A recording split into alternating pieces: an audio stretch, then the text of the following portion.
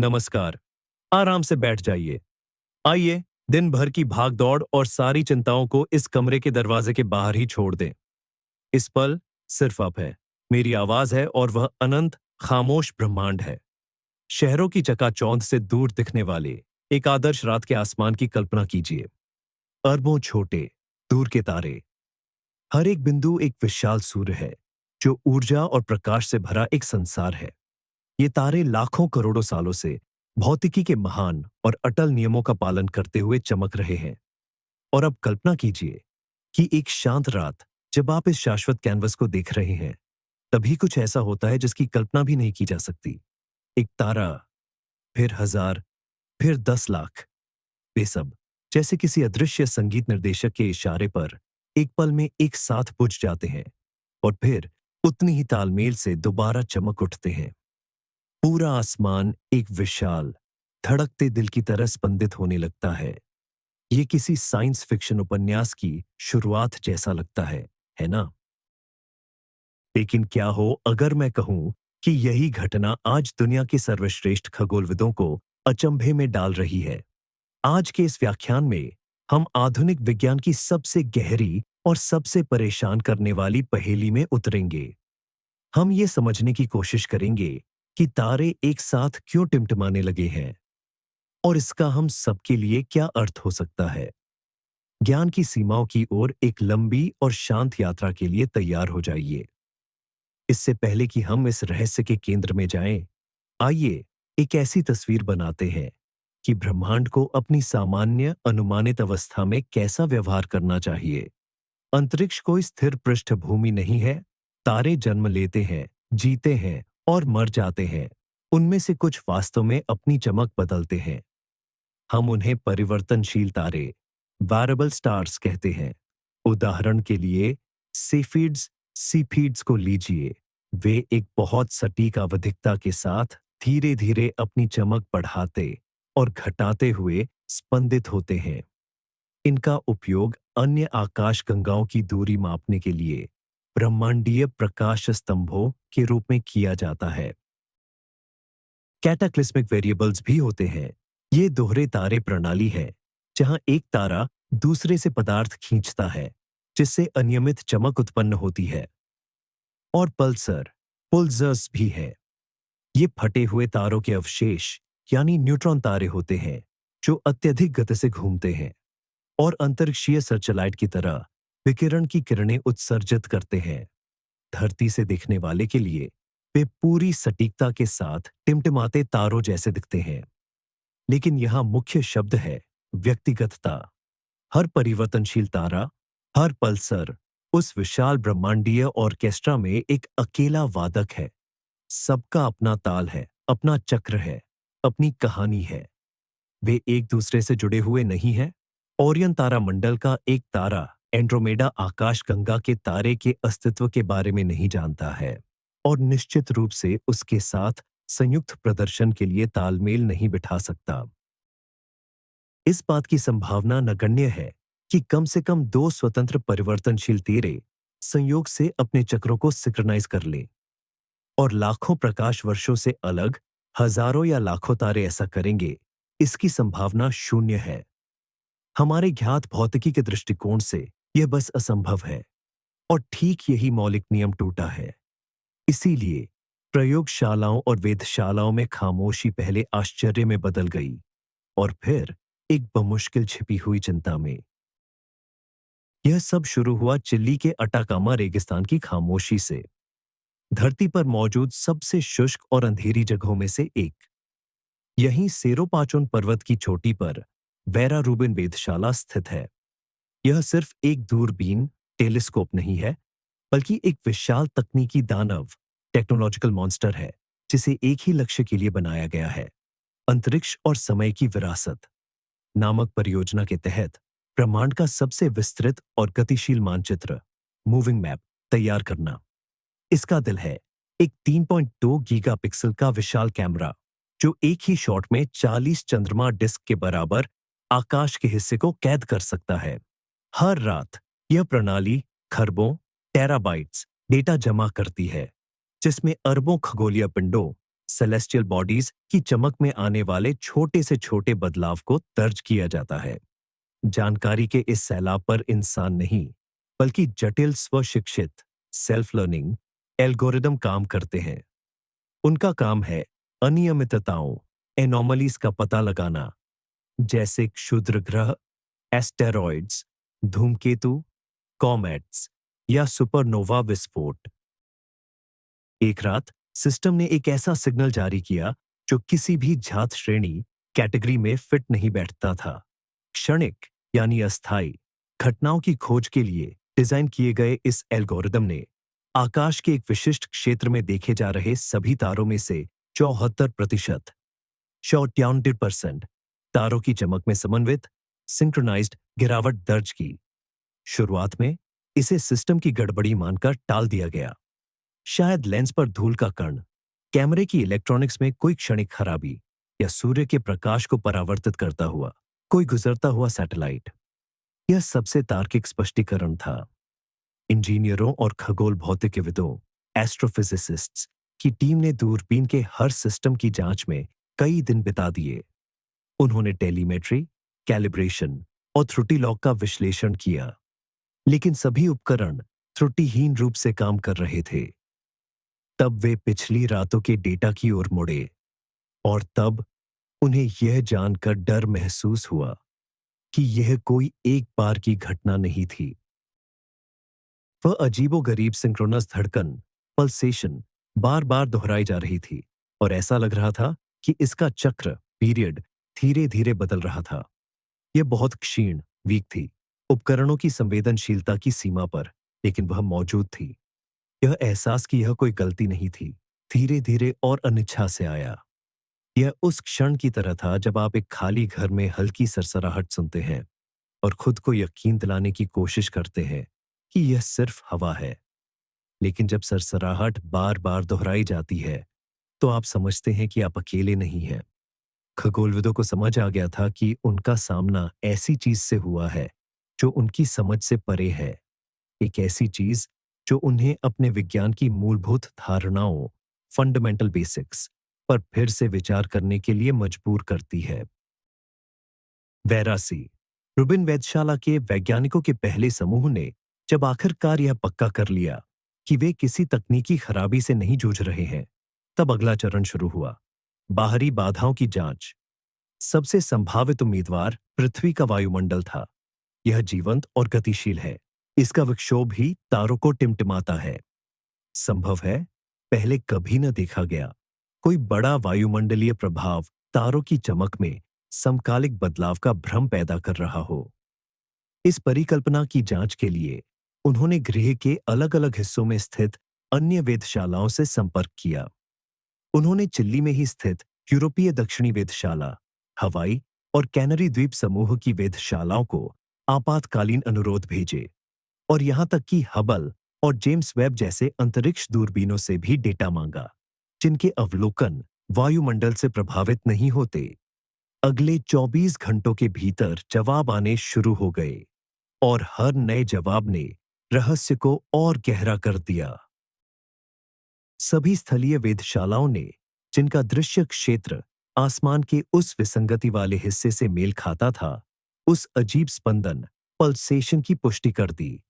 लेकिन सबसे महत्वपूर्ण बात यह थी कि अंतरिक्ष दूरबीनों ने भी इसे दर्ज किया था। यह वायुमंडलीय प्रभाव की परिकल्पना के लिए निर्णायक झटका था। यह घटना हमारी पृथ्वी के ऊपर हवा में नहीं हो रही थी, ये वहां गहन अंतरिक्ष में हो रही थी। अगला कदम सौरमंडल के भीतर संभावित बाधाओं की जांच करना था। क्या धूल या गैस का कोई बादल, जो हमारे और उन दूर के तारों के बीच से गुजर रहा हो, आंशिक रूप से उनके प्रकाश को अवरुद्ध करके यह प्रभाव पैदा कर रहा था?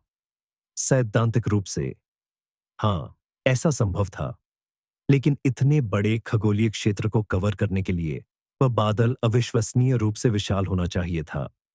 इसके अलावा उसकी गति के कारण लंबन, पैरालैक्स होना चाहिए था, यानी पृथ्वी की कक्षा के अलग अलग बिंदुओं से यह प्रभाव अलग अलग दिखना चाहिए था। लेकिन कई महीनों के अंतराल पर प्राप्त किए गए दूरबीनों के डेटा में कोई लंबन नहीं दिखा, जबकि इस दौरान पृथ्वी अपनी कक्षा के विभिन्न बिंदुओं पर थी। यह प्रभाव स्थिर था। इसका संबंध किसी भी नजदीकी चीज से नहीं था। धीरे धीरे, कदम दर कदम, एक के बाद एक तार्किक स्पष्टीकरण को खारिज करते हुए वैज्ञानिक एक ही और भयावह निष्कर्ष पर पहुंचे। जो भी इस घटना का कारण था, उसका स्रोत हमारे सौरमंडल की सीमाओं से बहुत दूर अंतरतारकीय अंतरिक्ष में स्थित है। तो यह स्पष्ट हो गया कि यह घटना फिनोमिना वास्तविक है और इसका स्रोत गहरे अंतरिक्ष में है। अब खगोल भौतिकविदों के सामने इसे परिभाषित करने की चुनौती थी। आखिर इन सितारों के साथ हो क्या रहा था? यह किसी आग की लौ की तरह मामूली टिमटिमाना नहीं था। यह एक धीमी, लगभग भव्य गति से चमक का कम होना और फिर सामान्य स्तर पर वापस आना था। कल्पना कीजिए कि किसी ने डिमर स्विच को बहुत धीरे से नीचे किया हो और फिर उतनी ही धीरे से वापस ऊपर कर दिया हो। चमक में यह गिरावट सिर्फ कुछ प्रतिशत थी, जो नंगी आंखों से दिखाई नहीं दे सकती थी, लेकिन संवेदनशील उपकरणों के लिए पूरी तरह से स्पष्ट थी। यह पूरा चक्र लगभग 17 घंटे का था। तारे 8.5 घंटे तक धीरे धीरे मंद होते थे, न्यूनतम चमक पर पहुंचते थे और फिर इतने ही समय में अपनी सामान्य चमक पर लौट आते थे। और सबसे हैरान करने वाली बात यह थी कि यह सब एक अद्भुत तालमेल, सिंक्रोनिसिटी के साथ हो रहा था। हजारों प्रकाश वर्ष दूर स्थित तारों के मंद होने की शुरुआत में समय का अंतर मात्र कुछ सेकंड का था। इसका मतलब था कि यह संकेत, अगर हम इसे ऐसा कह सके, जो इस मंदता का कारण बन रहा था, उसे प्रकाश की गति से कई गुना तेज फैलना चाहिए था, या फिर इसे अंतरिक्ष के सभी बिंदुओं पर एक ही समय में शुरू किया गया होगा। ये दोनों ही स्थितियां आइंस्टीन के विशेष सापेक्षता के सिद्धांत, स्पेशल थ्योरी ऑफ रिलेटिविटी, का घोर उल्लंघन करती थी, जो हमारे ब्रह्मांड का एक मौलिक नियम है। मंद होते समय तारों के स्पेक्ट्रम स्पेक्ट्रम का आगे का विश्लेषण और भी अधिक रहस्य लेकर आया। स्पेक्ट्रल विश्लेषण तारे की रोशनी को उसके घटक रंगों में तोड़ता है, जिससे उसकी रासायनिक संरचना, तापमान और अन्य मापदंडों का पता चलता है। वैज्ञानिकों को स्पेक्ट्रम में कुछ बदलाव दिखने की उम्मीद थी। उदाहरण के लिए, यदि धूल के बादल रोशनी को रोकते, तो उसका रंग संतुलन बदल जाता। लेकिन स्पेक्ट्रम पूरी तरह से अपरिवर्तित रहा।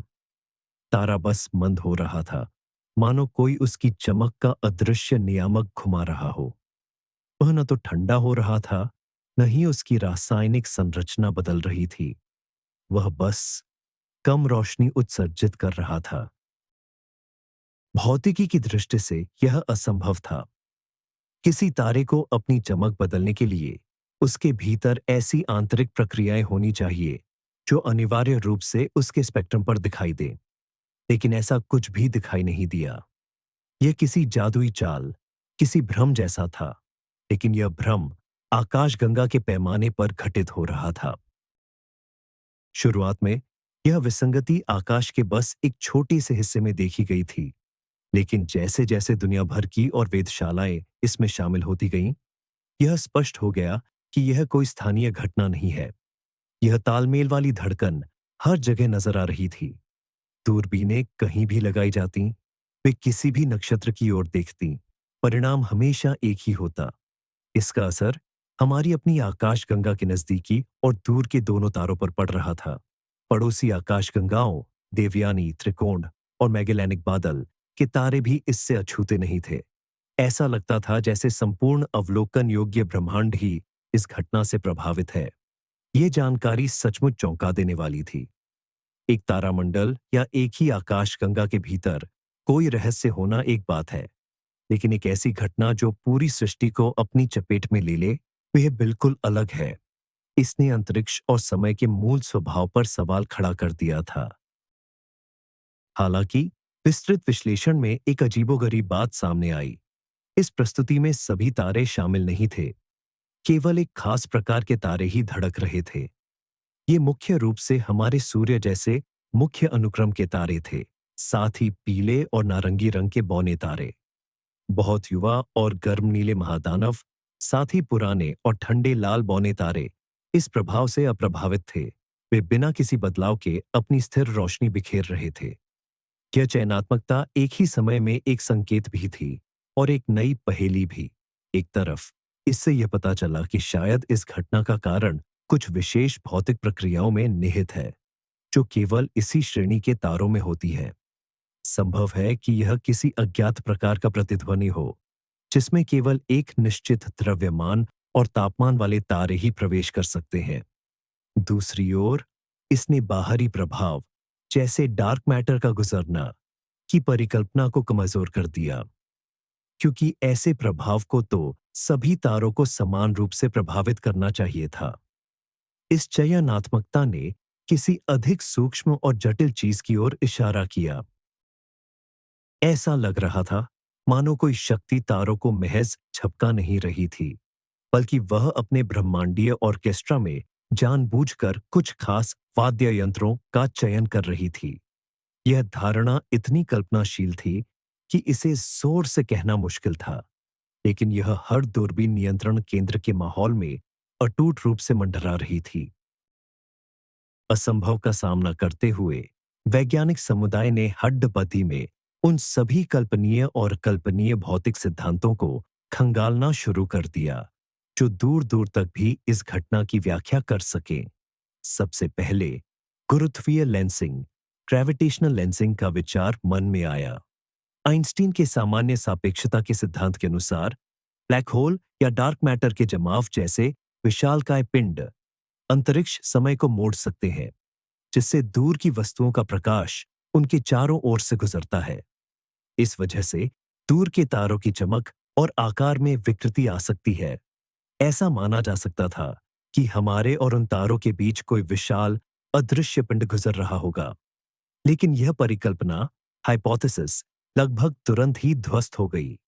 सबसे पहले पूरे आकाश में तारों की चमक में एक साथ परिवर्तन लाने के लिए इस लेंसिंग ऑब्जेक्ट को सिर्फ विशाल नहीं, बल्कि हमारी पूरी आकाश गंगा गैलेक्सी को घेरे हुए होना चाहिए था। ऐसे किसी भी पिंड के अस्तित्व की भविष्यवाणी करने वाले कोई सैद्धांतिक मॉडल नहीं है। दूसरे, गुरुत्वीय लेंसिंग आमतौर पर प्रकाश को बढ़ाता है, न कि कम करता है, और यह दूर की आकाश गंगाओं के आकार में एक विशिष्ट विकृति पैदा करता है, जो यहां नहीं दिखाई दी। और तीसरी बात, यह इस प्रभाव की चयनात्मकता, सेलेक्टिविटी की व्याख्या नहीं कर सका, यानी यह केवल कुछ खास तरह के तारों को ही क्यों प्रभावित कर रहा था। एक और अजीबोगरीब विचार डार्क मैटर, श्याम पदार्थ, से जुड़ा था। यह एक रहस्यमय पदार्थ है जो ब्रह्मांड के कुल द्रव्यमान का लगभग 27% हिस्सा है, लेकिन यह गुरुत्वाकर्षण के अलावा प्रकाश या सामान्य पदार्थ के साथ किसी भी तरह से परस्पर क्रिया, इंटरैक्ट नहीं करता। लेकिन क्या होगा अगर डार्क मैटर के कुछ ऐसे अज्ञात रूप मौजूद हों जो तारों के साथ इंटरैक्ट कर सकते हैं? उदाहरण के लिए, उनके भीतर से गुजरकर उनके केंद्र में होने वाली थर्मोन्यूक्लियर प्रतिक्रियाओं, थर्मोन्यूक्लियर रिएक्शंस, को कुछ समय के लिए रोक देना।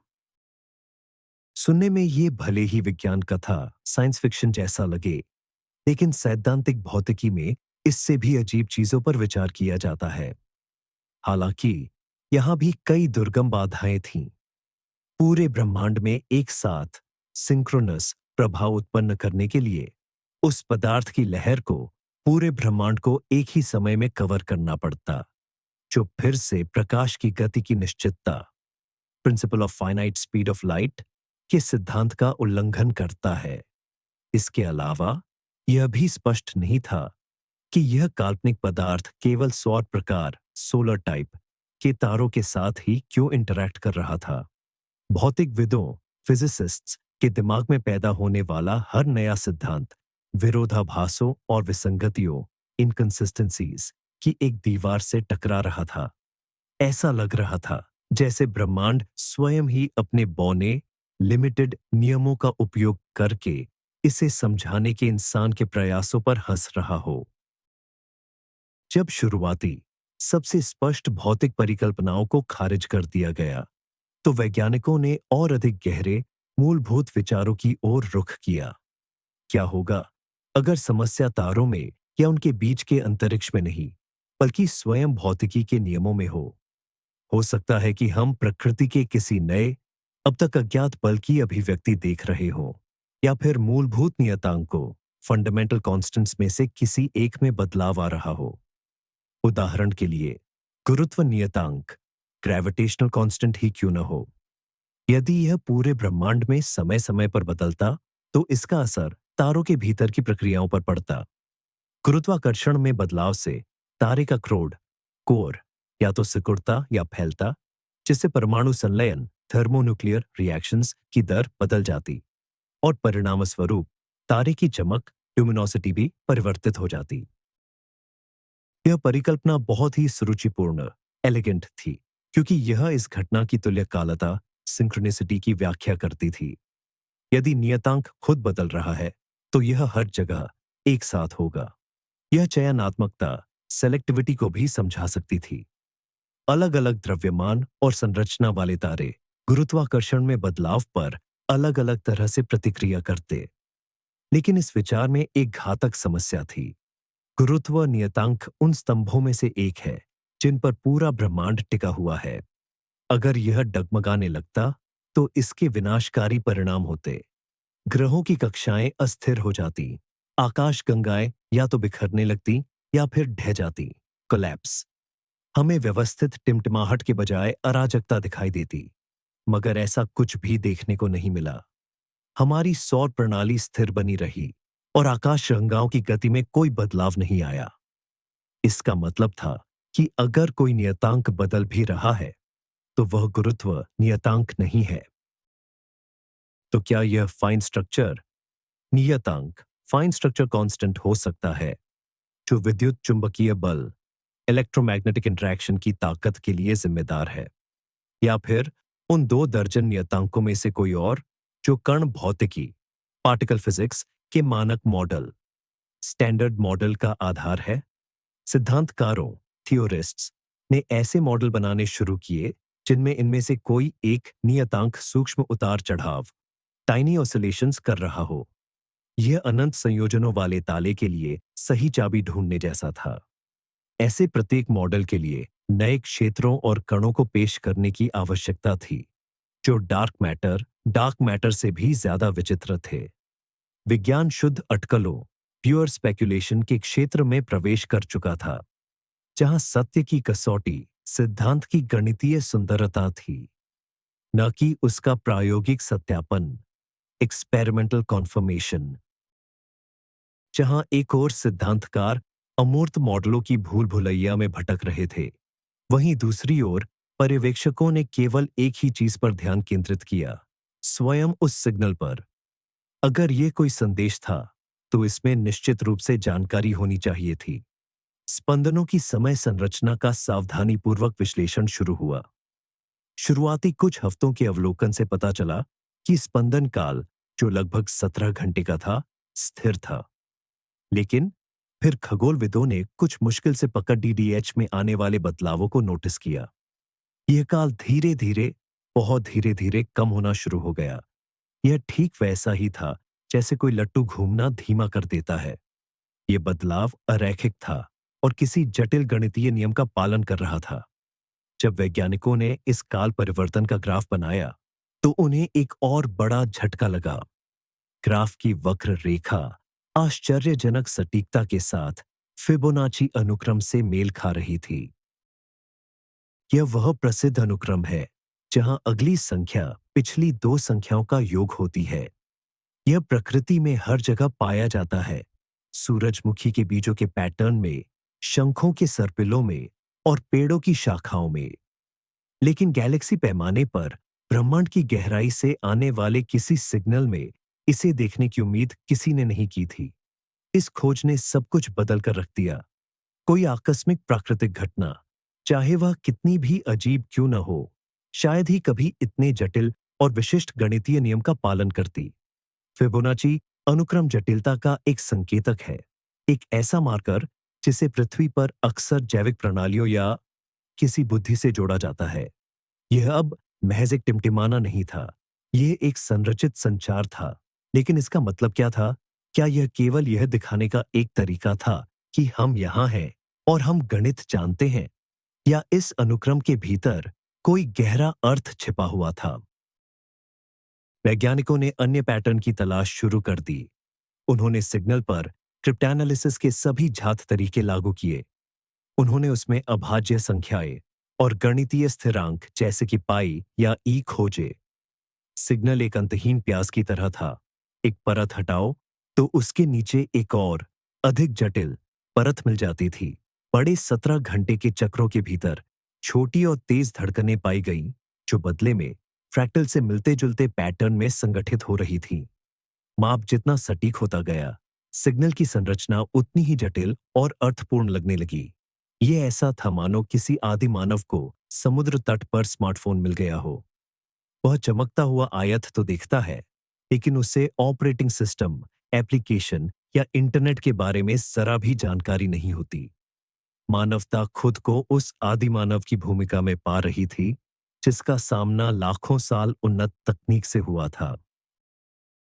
सिग्नल में एक गणितीय संरचना का पता चलते ही उस सबसे बेचैन कर देने वाली और रोमांचक परिकल्पना को नजरअंदाज करना नामुमकिन हो गया। जी हाँ, हम बात कर रहे हैं अलौकिक बुद्धिमत्ता ईटीआई की।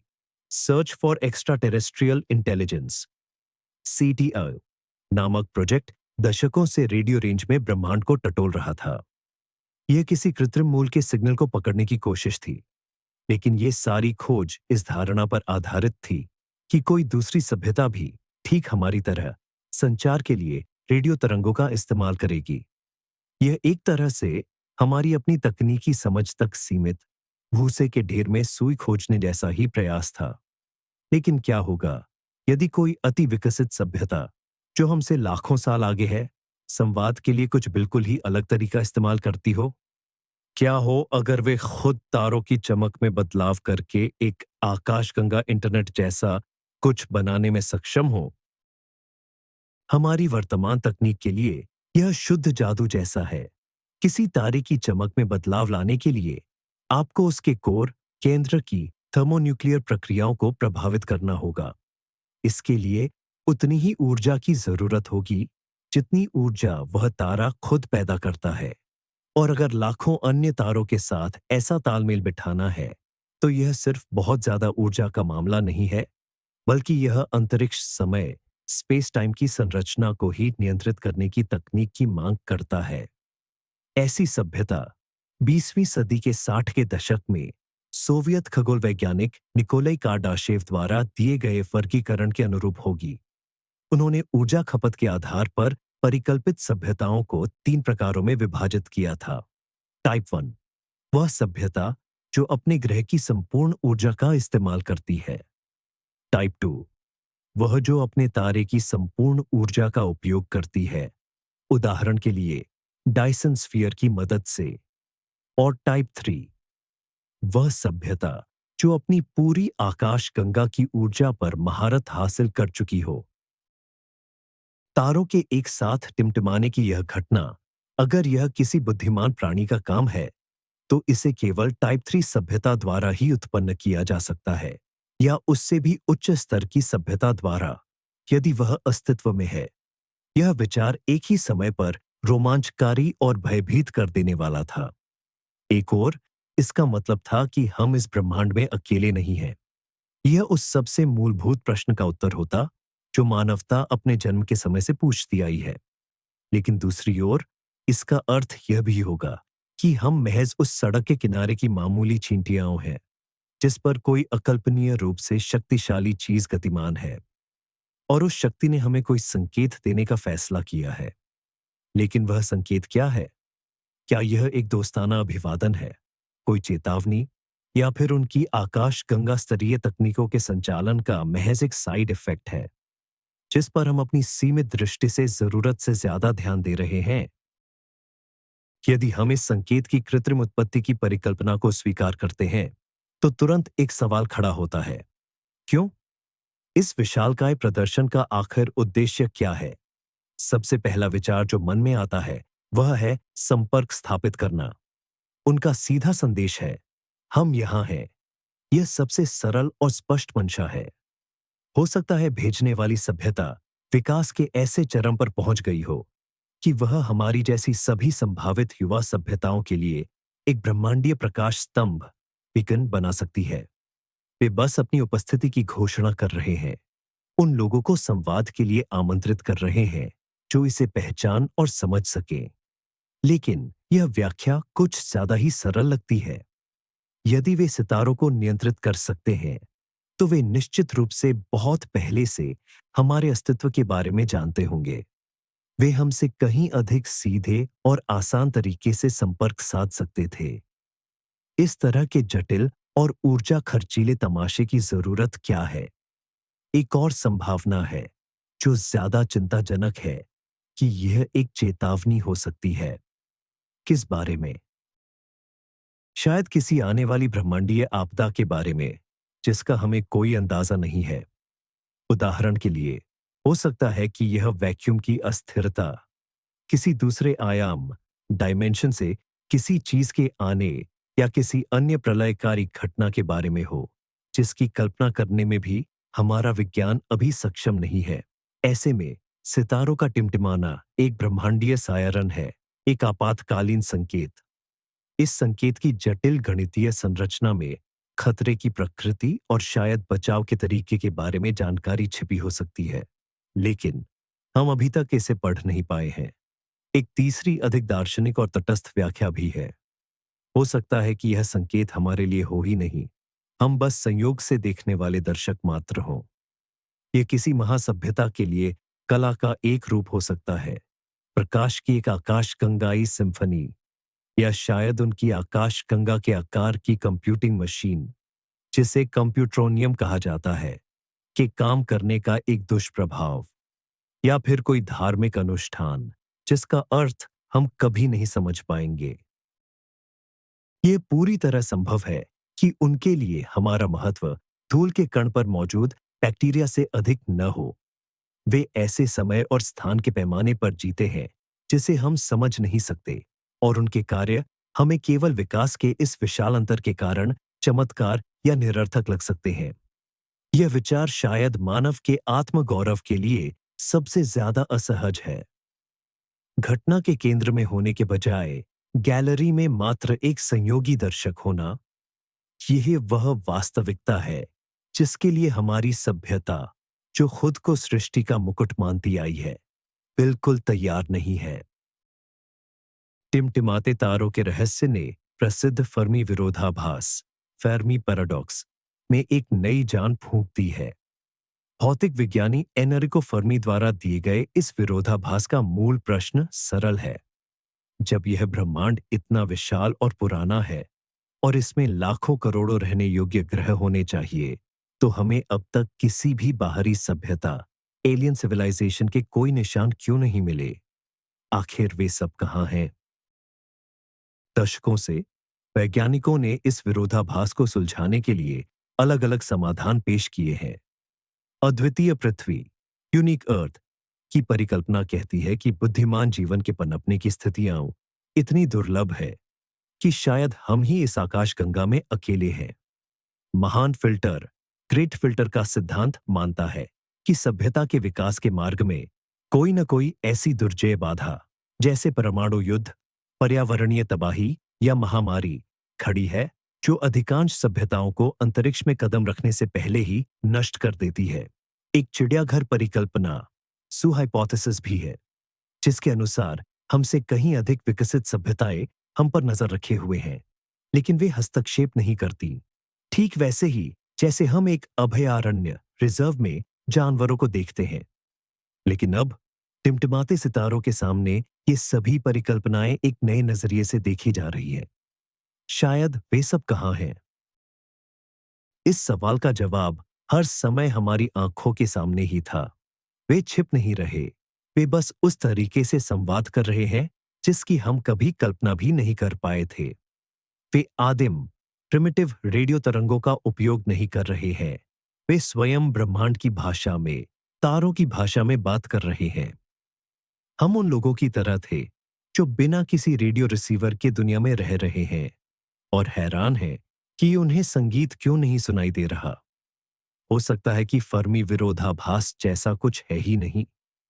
ब्रह्मांड जीवन और बुद्धिमत्ता से भरा हो सकता है, लेकिन यह बस इंतजार कर रहा था कि हम उनके अस्तित्व को पहचानने के स्तर तक विकसित हों। हमारी यह नई खोज उस आकाशगंगा क्लब में प्रवेश के लिए हमारी प्रवेश परीक्षा, एंट्रेंस एग्जाम हो सकती है। और अब हमारे सामने सबसे बड़ा सवाल है, आगे क्या? क्या हमें जवाब देने की कोशिश करनी चाहिए? और यदि हां, तो कैसे? हमारे पास ऐसी तकनीक नहीं है कि हम अपनी आकाशगंगा के पैमाने की बात तो छोड़िए, अपने सूरज को भी टिमटिमा सकें। हमारा कोई भी जवाब हाथी की दहाड़ के सामने चींटी की चीख जैसा होगा। या शायद हमें जवाब देना ही नहीं चाहिए। संपर्क सिद्धांत में एक प्रसिद्ध समस्या है, जिसे ल्यू सिक्सन ने अपने उपन्यास three body problem the three body problem में वर्णित किया है। यदि आप अदृश्य शिकारियों से भरे एक अंधेरे जंगल में हैं, तो पहला नियम चुप रहना है। अपने अस्तित्व की घोषणा करके आप उस किसी का ध्यान आकर्षित करने का जोखिम उठाते हैं जिसके इरादे बिल्कुल भी दोस्ताना ना हो। वर्तमान में मानवता एक चौराहे पर खड़ी है और किसी भी गलती की कीमत अविश्वसनीय रूप से महंगी हो सकती है।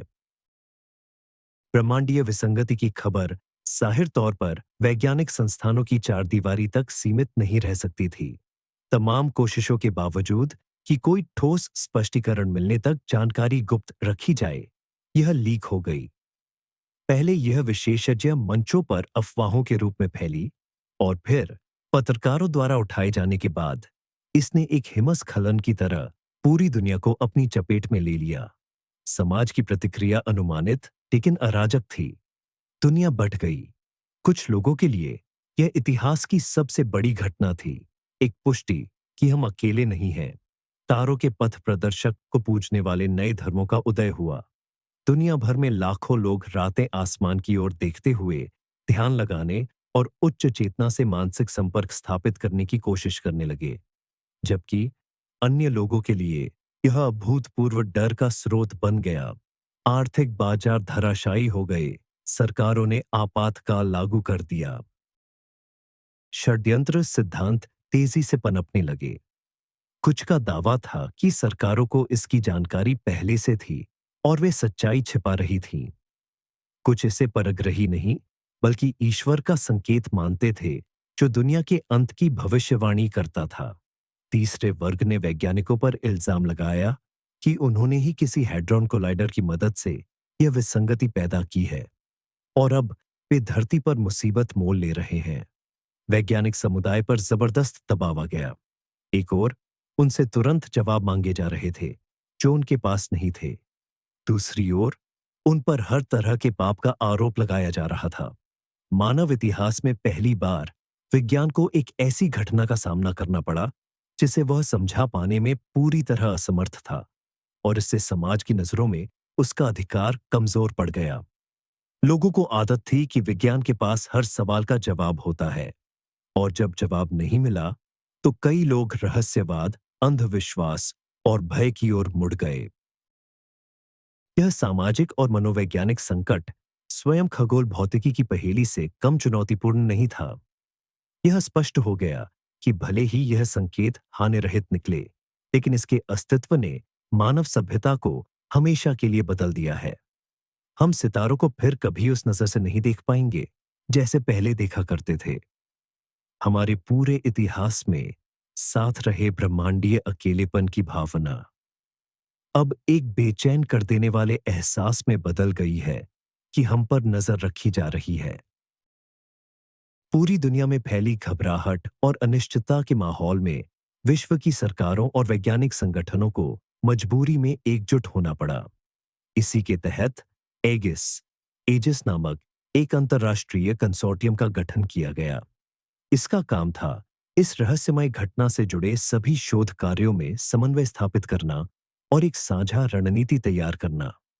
एगिस में केवल खगोल भौतिकीविद और गणितज्ञ ही नहीं, बल्कि भाषाविद, मानव विज्ञानी, मनोवैज्ञानिक, दार्शनिक और यहां तक कि धर्मशास्त्री भी शामिल थे।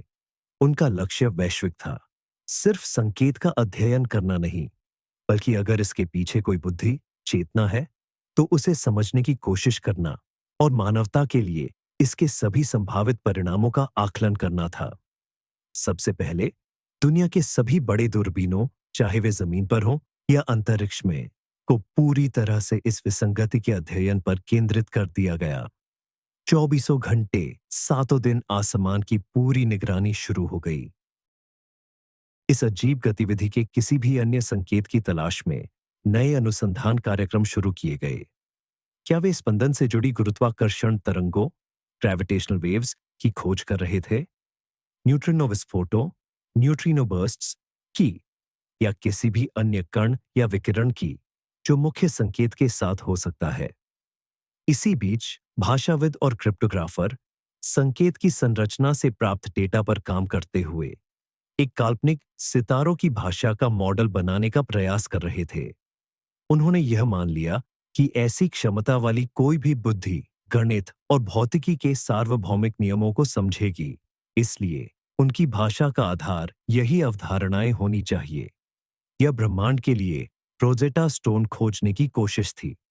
मनोवैज्ञानिक और समाजशास्त्री विभिन्न परिणामों के प्रति मानवता की प्रतिक्रिया के अलग-अलग परिदृश्यों का मॉडल तैयार कर रहे थे। क्या होगा अगर यह संकेत शत्रुतापूर्ण निकला? और क्या होगा अगर इसमें कोई उपहार हो? नई तकनीकें, सभी बीमारियों का इलाज, अनंत जीवन का रहस्य। क्या मानवता ऐसे उपहार के लिए तैयार है? या क्या यह और भी बड़े युद्धों और असमानता को जन्म देगा? एगिस परियोजना इतिहास की सबसे बड़ी और जटिल वैज्ञानिक पहल बन गई। इसने दर्शाया कि एक महान अज्ञात खतरे के सामने मानवता अपने छोटे-मोटे झगड़ों को भूलकर एकजुट हो सकती है। लेकिन दिल ही दिल में परियोजना का हर प्रतिभागी जानता था कि वे एक ऐसी चीज से मिलने की तैयारी कर रहे हैं जो हमारे लिए सबसे बड़ा वरदान भी हो सकती है, या फिर हमारे पूरे अस्तित्व के लिए अंतिम फैसला भी। आइए हम वापस उस सिग्नल पर लौटते हैं। कई महीनों के निरंतर और गहन अवलोकन के बाद एकत्रित डेटा के विशाल भंडार ने एक और चौंकाने वाला विवरण सामने ला दिया। यह स्पंदन, पल्सेशन, पूरे ब्रह्मांड में पूरी तरह से एक जैसा नहीं था।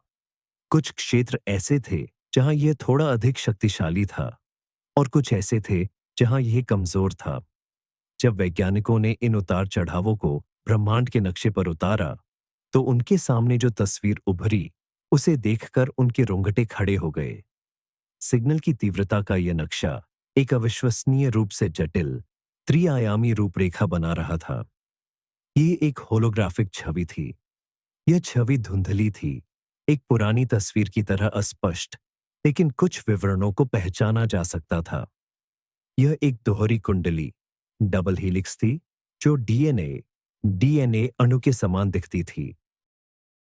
लेकिन यह महज डीएनए नहीं था। कुंडली के भीतर ग्रहीय प्रणालियों, प्लैनेटरी सिस्टम्स जैसी संरचनाएं दिखाई दी, और वह कुंडली स्वयं किसी आकाशगंगा की संरचना में बुनी हुई लग रही थी। यह किसी चीज का खाका, ब्लूप्रिंट या कोई जटिल नक्शा लग रहा था, लेकिन किस चीज का, यह कोई नहीं बता सका। क्या यह कोई नक्शा था, किसी चीज को बनाने के निर्देश, या ब्रह्मांड में जीवन का कोई प्रतीकात्मक चित्रण? होलोग्राफिक छवि की इस खोज ने विवादों की एक नई लहर पैदा कर दी। संदेहियों ने तर्क दिया कि यह केवल पारेडोलिया है, यानी यादृच्छिक डेटा में परिचित आकृतियां देखने की मानवीय प्रवृत्ति, जैसे हम बादलों में या मंगल की सतह पर इंसानों के चेहरे देखते हैं। उन्होंने मांग की कि इस बात के कठोर सांख्यिकीय प्रमाण दिए जाए कि यह मात्र तीव्रता का एक यादृच्छिक वितरण नहीं है। लेकिन सिग्नल के समर्थक इस ओर इशारा कर रहे थे कि इस चित्र की जटिलता और व्यवस्थितता संयोगवश होने के लिए बहुत ज्यादा थी। इससे भी बढ़कर यह छवि स्थिर, स्टैटिक नहीं थी। ये बहुत धीरे धीरे बदल रही थी, जैसे कि कोई प्रक्रिया विकास में दिखाई जा रही हो। कुंडली के कुछ भाग चमकीले हो रहे थे, कुछ मंद पड़ रहे थे, मानो कोई हमें एक धीमी भव्य प्रक्रिया दिखा रहा हो जो संभवतः लाखों वर्षों से चल रही है। इस खोज ने प्रोजेक्ट एजिस, एजिस के कोड विशेषज्ञों और भाषाविदों के सामने एक नई और भी जटिल चुनौती पेश कर दी। अब उन्हें केवल एक आयामी अनुक्रम, वन डायमेंशनल सीक्वेंस को नहीं, बल्कि समय के साथ बदलती हुई एक त्रिआयामी छवि को समझना था। यह क्रॉसवर्ड पहेली हल करने से हटकर एक ऐसी फिल्म को समझने की कोशिश जैसा था, जो पूरी तरह से अपरिचित भाषा में हो, जिसमें कोई आवाज न हो और जिसके बीच के कई दृश्य काट दिए गए हों। मानवता को ब्रह्मांड की गहराई से अपना पहला संदेश मिल चुका था, और यही अकथनीय रूप से सुंदर, किंतु पूर्णतः अबूझ, इनकॉम्प्रिहेंसिबल था।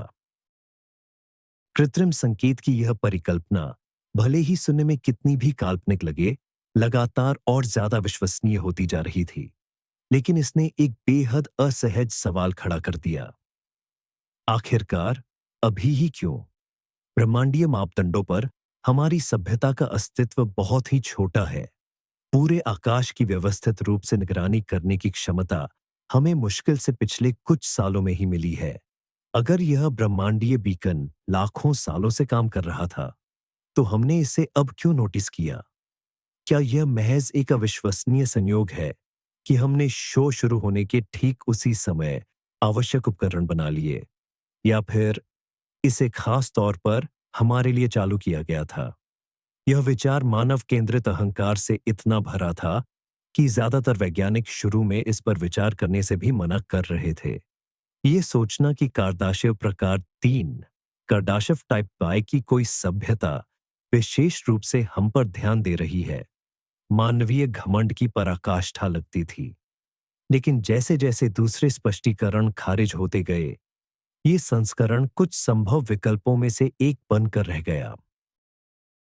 क्या होगा अगर वे इतने समय से इंतजार कर रहे थे कि हम एक निश्चित तकनीकी स्तर तक पहुंच जाए? शायद पहले रेडियो टेलीस्कोप लॉन्च करना, या अंतरिक्ष में पहुंचना, या इंटरनेट बनाना, यही उनके लिए वो संकेत था जिसने दिखाया कि ओरियन आर्म की इस छोटी सी दुनिया पर अब एक ऐसी चेतना आ गई है जो संवाद के लिए तैयार है। हो सकता है कि वे पहले हस्तक्षेप नहीं करना चाहते थे, ताकि हमारे प्राकृतिक विकास को बाधित न कर सके। शायद स्टार ट्रैक की प्राइम डायरेक्टिव के किसी समान नियम का पालन करते हुए। और अब जब हमने खुद रेडियो प्रसारण से शोर मचाना शुरू कर दिया है और अंतरिक्ष में अपने निशान छोड़ रहे हैं, तो उन्होंने तय किया कि समय आ गया है। उन्होंने अपने बीकन को इस तरह सेट करके चालू किया ताकि हम अपनी वर्तमान तकनीक के स्तर पर इसे यकीनन देख सकें। यह विचार बेशक हमारे अहंकार को संतुष्ट करता है, लेकिन यह हम पर एक बहुत बड़ी जिम्मेदारी भी डालता है। अगर यह सच है, तो हमारे हर अगले कदम का विश्लेषण किया जाएगा। हम अब केवल अपने ग्रह पर नहीं रह रहे हैं, बल्कि एक रंगमंच पर हैं। और हम कैसा व्यवहार करते हैं? क्या हम अनिश्चितता के सामने एकजुट होते हैं, या फिर युद्धों और झगड़ों में उलझे रहते हैं? इसी पर हमारे अदृश्य बुद्धिमान बड़े भाइयों का हमारे प्रति नजरिया निर्भर कर सकता है। शायद यह महज एक संपर्क नहीं है, हो सकता है यह एक परीक्षा हो। आइए अब हम वैश्विक ग्लोबल मामलों से थोड़ा हटकर इस घटना को एक अलग, ज्यादा तकनीकी, टेक्निकल नजरिए से देखते हैं। आखिरकार यह काम कैसे कर सकता है? किसी तारे को झपकने के लिए कैसे मजबूर किया जा सकता है?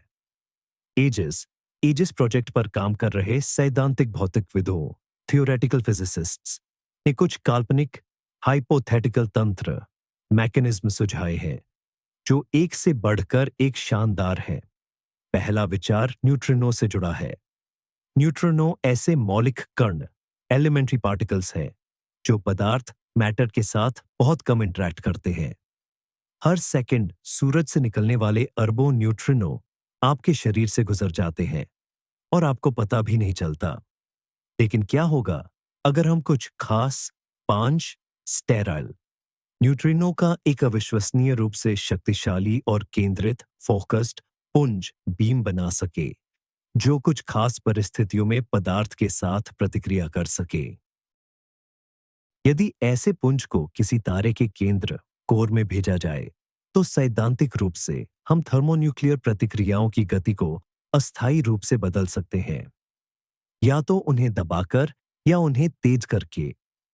इससे तारे की चमक, ल्यूमिनोसिटी को नियंत्रित करना संभव हो जाएगा।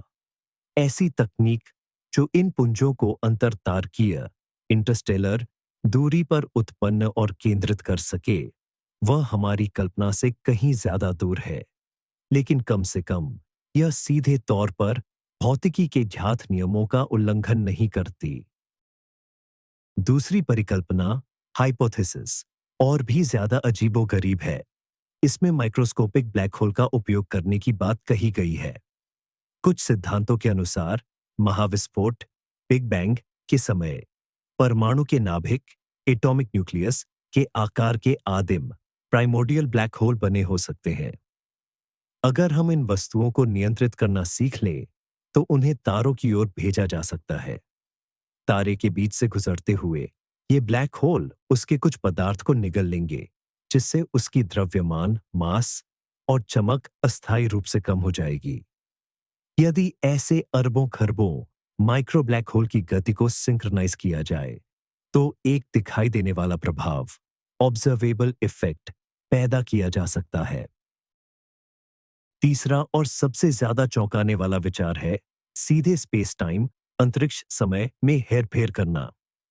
कल्पना कीजिए एक ऐसी तकनीक की जो मुड़े हुए, कर्व्ड अंतरिक्ष के स्थानीय बुदबुदे, बबल्स बना सकती हो। यदि किसी तारे को ऐसे बुदबुदे से घेर दिया जाए, तो बाहरी पर्यवेक्षक, ऑब्जर्वर के लिए हम तारे को छुए बिना ही उसकी दृश्य चमक को बदल सकते हैं। यह बिल्कुल अपनी मर्जी से गुरुत्वाकर्षण लेंस, ग्रेविटेशनल लेंसेज बनाने और नष्ट करने जैसा है। यह तो एक ऐसी टेक्नोलॉजी है जो देवताओं के स्तर की है, जो पूरे ब्रह्मांड, यूनिवर्स को ही फिर से आकार देने की क्षमता रखती है। ये सभी परिकल्पनाएं सिर्फ अटकलें हैं, लेकिन वे दिखाती हैं कि वैज्ञानिकों की सोच किस दिशा में आगे बढ़ रही है। वे उस तकनीकी छलांग, टेक्नोलॉजिकल ब्रेक थ्रू को खोजने की कोशिश कर रहे हैं जो हमें और सिग्नल के निर्माताओं को अलग करती है। और ये फासला, ऐसा लगता है, सदियों में नहीं बल्कि युगों में मापा जाएगा। वैज्ञानिक दुनिया का एक धड़ा जहां उस रहस्यमय सिग्नल को समझने में जुटा था, वहीं दूसरे धड़े ने एक विपरीत प्रश्न पर विचार किया। क्या कोई ऐसा तरीका है जिससे हम उस सिग्नल को बाधित कर सके, या कम से कम यह जांच सके कि क्या उसका स्रोत हमारी किसी भी कार्रवाई पर प्रतिक्रिया देता है? इस प्रकार इतिहास के सबसे साहसी और जोखिम भरे प्रयोगों में से एक का जन्म हुआ, प्रोजेक्ट प्रतिक्रिया। विचार सरल था, अगर हम तारों को टिमटिमाना नहीं सिखा सकते, तो क्या हम अपनी सौर प्रणाली में कुछ ऐसा बदल सकते हैं जो अंतरतारकीय स्तर पर ध्यान देने योग्य हो? गहन विचार विमर्श के बाद हमारे पास उपलब्ध एकमात्र उपकरण चुना गया, हमारा अपना सूर्य। योजना कुछ यूं थी, मानवता के पास उपलब्ध सभी अंतरिक्ष यानों का उपयोग करके सूर्य के चारों ओर धूल का एक अस्थायी और अत्यंत विरल वलय बनाया जाए। इसके लिए क्षुद्र ग्रह बेल्ट से कुछ बड़े एस्टेरॉइड्स की दिशा को बदला जाना था और उन्हें सूर्य के करीब की कक्षा में भेजा जाना था, जहां सौर हवा और विकिरण के कारण वे नष्ट होकर धूल का एक बादल पैदा करते। गणनाओं से पता चला कि यह बादल बहुत कम समय के लिए, केवल कुछ मिनटों के लिए, सूर्य की कुल चमक को नगण्य रूप से बदल देगा। यह परिवर्तन बेशक बहुत मामूली होता, लेकिन हो सकता है कि यह बताने के लिए पर्याप्त हो कि यहां कोई है और वह जवाब देने की कोशिश कर रहा है। यह परियोजना अविश्वसनीय रूप से जोखिम भरी थी। गणना में कोई भी त्रुटि एस्टेरॉयड को पृथ्वी या किसी अन्य ग्रह पर गिरा सकती थी। पर्यावरणविदों ने सौरमंडल के प्रदूषण के खिलाफ विरोध प्रदर्शन किया, लेकिन अंत में लंबे अंतर्राष्ट्रीय समझौतों के बाद इस परियोजना को हरी झंडी मिल गई। नियत एक्स दिवस पर पूरी मानवता ने अपनी सांसें रोककर इसके कार्यान्वयन को देखा और सब कुछ सफलतापूर्वक संपन्न हुआ। कुछ मिनटों के लिए हमारा सूर्य वास्तव में प्रतिशत के कुछ अंशों तक मंद हो गया। हमने अपना जवाबी सिग्नल भेजा। एक गरजदार सिम्फनी के जवाब में एक छोटी दयनीय सी ताली, और फिर शुरू हुआ इंतजार। सभी दूरबीनों को आकाश की ओर केंद्रित कर दिया गया, जो आकाशगंगा की धड़कन में जरा से भी बदलाव को दर्ज कर रही थी। 1 घंटा बीता, 1 दिन, 1 हफ्ता, कुछ नहीं बदला। ब्रह्मांडीय मेट्रोनोम ऐसे ही अपनी ताल बजाता रहा, जैसे कुछ हुआ ही न हो। हमारी प्रतिक्रिया सुनी नहीं गई, या शायद इसे बस नजरअंदाज कर दिया गया। यह एक होश में लाने वाली और अपमानजनक विफलता थी। इसने एक बार फिर हमारी क्षमताओं और इस घटना के पीछे मौजूद लोगों की क्षमताओं के बीच की खाई को उजागर कर दिया। हम हाथी तक पहुंचने की कोशिश करने वाली चींटियां भी नहीं थे। हम तो पानी की बूंद में रहने वाले सूक्ष्म जीव थे, जो माइक्रोस्कोप से झांक रहे इंसान को कोई संकेत देने की कोशिश कर रहे थे। प्रोजेक्ट रिस्पांस की नाकामी ने कई वैज्ञानिकों को अपने सबसे बुनियादी सिद्धांतों पर फिर से सोचने के लिए मजबूर कर दिया। क्या हो अगर हम इतने समय से इस घटना की प्रकृति को गलत ढंग से समझते आ रहे हों? क्या पता यह न कोई संकेत हो, न कोई संदेश, और न ही किसी बुद्धिमान इकाई की गतिविधि का परिणाम। क्या हो अगर हम किसी ऐसी बिल्कुल नई प्राकृतिक घटना को देख रहे हैं, जिसे हमारी विज्ञान अभी तक खोज ही नहीं पाई है? यह दृष्टिकोण, जिसे नवीन प्रकृतिवाद की परिकल्पना, हाइपोथेसिस ऑफ न्यू नेचुरलिज्म के नाम से जाना जाता है, अब अधिकाधिक समर्थन बटोरने लगा है। इसके समर्थकों का तर्क था कि इस घटना को बुद्धिमान उत्पत्ति से जोड़ना केवल हमारी अहम मान्यता और कल्पना की सीमा दर्शाता है। विज्ञान के इतिहास में ऐसे उदाहरण पहले भी मिलते हैं। एक समय था जब लोग बिजली को देवताओं का क्रोध मानते थे और धूमकेतुओं को दुर्भाग्य का अग्रदूत, जब तक कि उनकी भौतिक प्रकृति समझ में नहीं आ गई। जब पहली बार पुल्सर्स की खोज हुई थी, तो उनके नियमित संकेतों को भी शुरुआती दौर में बाहरी सभ्यताओं के बुलावे मान लिया गया था। मजाक में उन्हें LGM यानी छोटे हरे आदमी, लिटिल ग्रीन मैन नाम भी दिया गया था। लेकिन बाद में पता चला कि वे केवल तेजी से घूमने वाले न्यूट्रॉन तारे थे। हो सकता है कि आज भी हम भौतिकी में एक नए अध्याय की दहलीज पर खड़े हों। शायद कोई ऐसा अज्ञात तंत्र मौजूद है जो एक ही प्रकार के तारों को एक वैश्विक अनुनाद, ग्लोबल रेजोनेंस में प्रवेश करने के लिए बाध्य करता है। यह उस श्याम ऊर्जा, डार्क एनर्जी के गुणों से जुड़ा हो सकता है, जिसके कारण ब्रह्मांड तेजी से फैल रहा है। या यह स्ट्रिंग सिद्धांत, स्ट्रिंग थ्योरी द्वारा अनुमानित किसी छिपे हुए आयाम, हिडन डायमेंशंस से संबंधित हो सकता है। लेकिन फिर गणितीय रूप से जटिल संकेत, फिबोनाची संख्याएं और होलोग्राफिक चित्र का क्या? प्रकृतिवादियों ने जवाब दिया कि प्रकृति में स्वयं ही अविश्वसनीय रूप से जटिल और व्यवस्थित संरचनाएं बनाने की क्षमता है। हम पौधों में फिबोनाची संख्याएं, बर्फ के टुकड़ों और समुद्र तटों में फ्रैक्टल्स देखते हैं। तो ऐसा क्यों नहीं हो सकता कि ब्रह्मांडीय स्तर पर भी कुछ ऐसा ही उत्पन्न हो जाए? हो सकता है कि ब्रह्मांड को नियंत्रित करने वाले नियम हमारी सोच से कहीं अधिक जटिल और बुद्धिमान हों, और जिसे हम कृत्रिम बुद्धिमत्ता, आर्टिफिशियल इंटेलिजेंस मान रहे हैं, वह वास्तव में स्वयं ब्रह्मांड की प्राकृतिक बुद्धिमत्ता, नेचुरल इंटेलिजेंस की अभिव्यक्ति हो। यह परिकल्पना एक तरह से सांत्वना देने वाली थी। इसने हमें शक्तिशाली और अज्ञात दूसरे के भय से मुक्त कर दिया, लेकिन साथ ही इसने मानवता को ब्रह्मांडीय अकेलेपन की उसी पुरानी स्थिति में छोड़ दिया, एक अज्ञेय और उदासीन ब्रह्मांड के साथ अकेले जूझने के लिए। मान लीजिए 1 मिनट के लिए कि प्राकृतिक उत्पत्ति की यह परिकल्पना सही है, तब यह कौन सी नई भौतिक घटना है जिसे हम देख रहे हैं? इस दिशा में सबसे ज्यादा शोध की गई मॉडलों में से एक को वैक्यूम फेज ट्रांजिशन का सिद्धांत, वैक्यूम फेज ट्रांजिशन नाम दिया गया है। आधुनिक ब्रह्मांड विज्ञान के अनुसार हमारा ब्रह्मांड तथाकथित झूठे वैक्यूम, फॉल्स वैक्यूम की स्थिति में है। इसका मतलब है कि इसकी मौजूदा ऊर्जा अवस्था सबसे कम और स्थिर नहीं है। इससे भी नीचे एक ऊर्जा स्तर मौजूद है जिसे सच्चा वैक्यूम, ट्रू वैक्यूम कहते हैं। झूठे वैक्यूम से सच्चे वैक्यूम में बदलाव एक चरण संक्रमण, फेस ट्रांजिशन है, ठीक वैसे ही जैसे पानी का बर्फ में बदलना।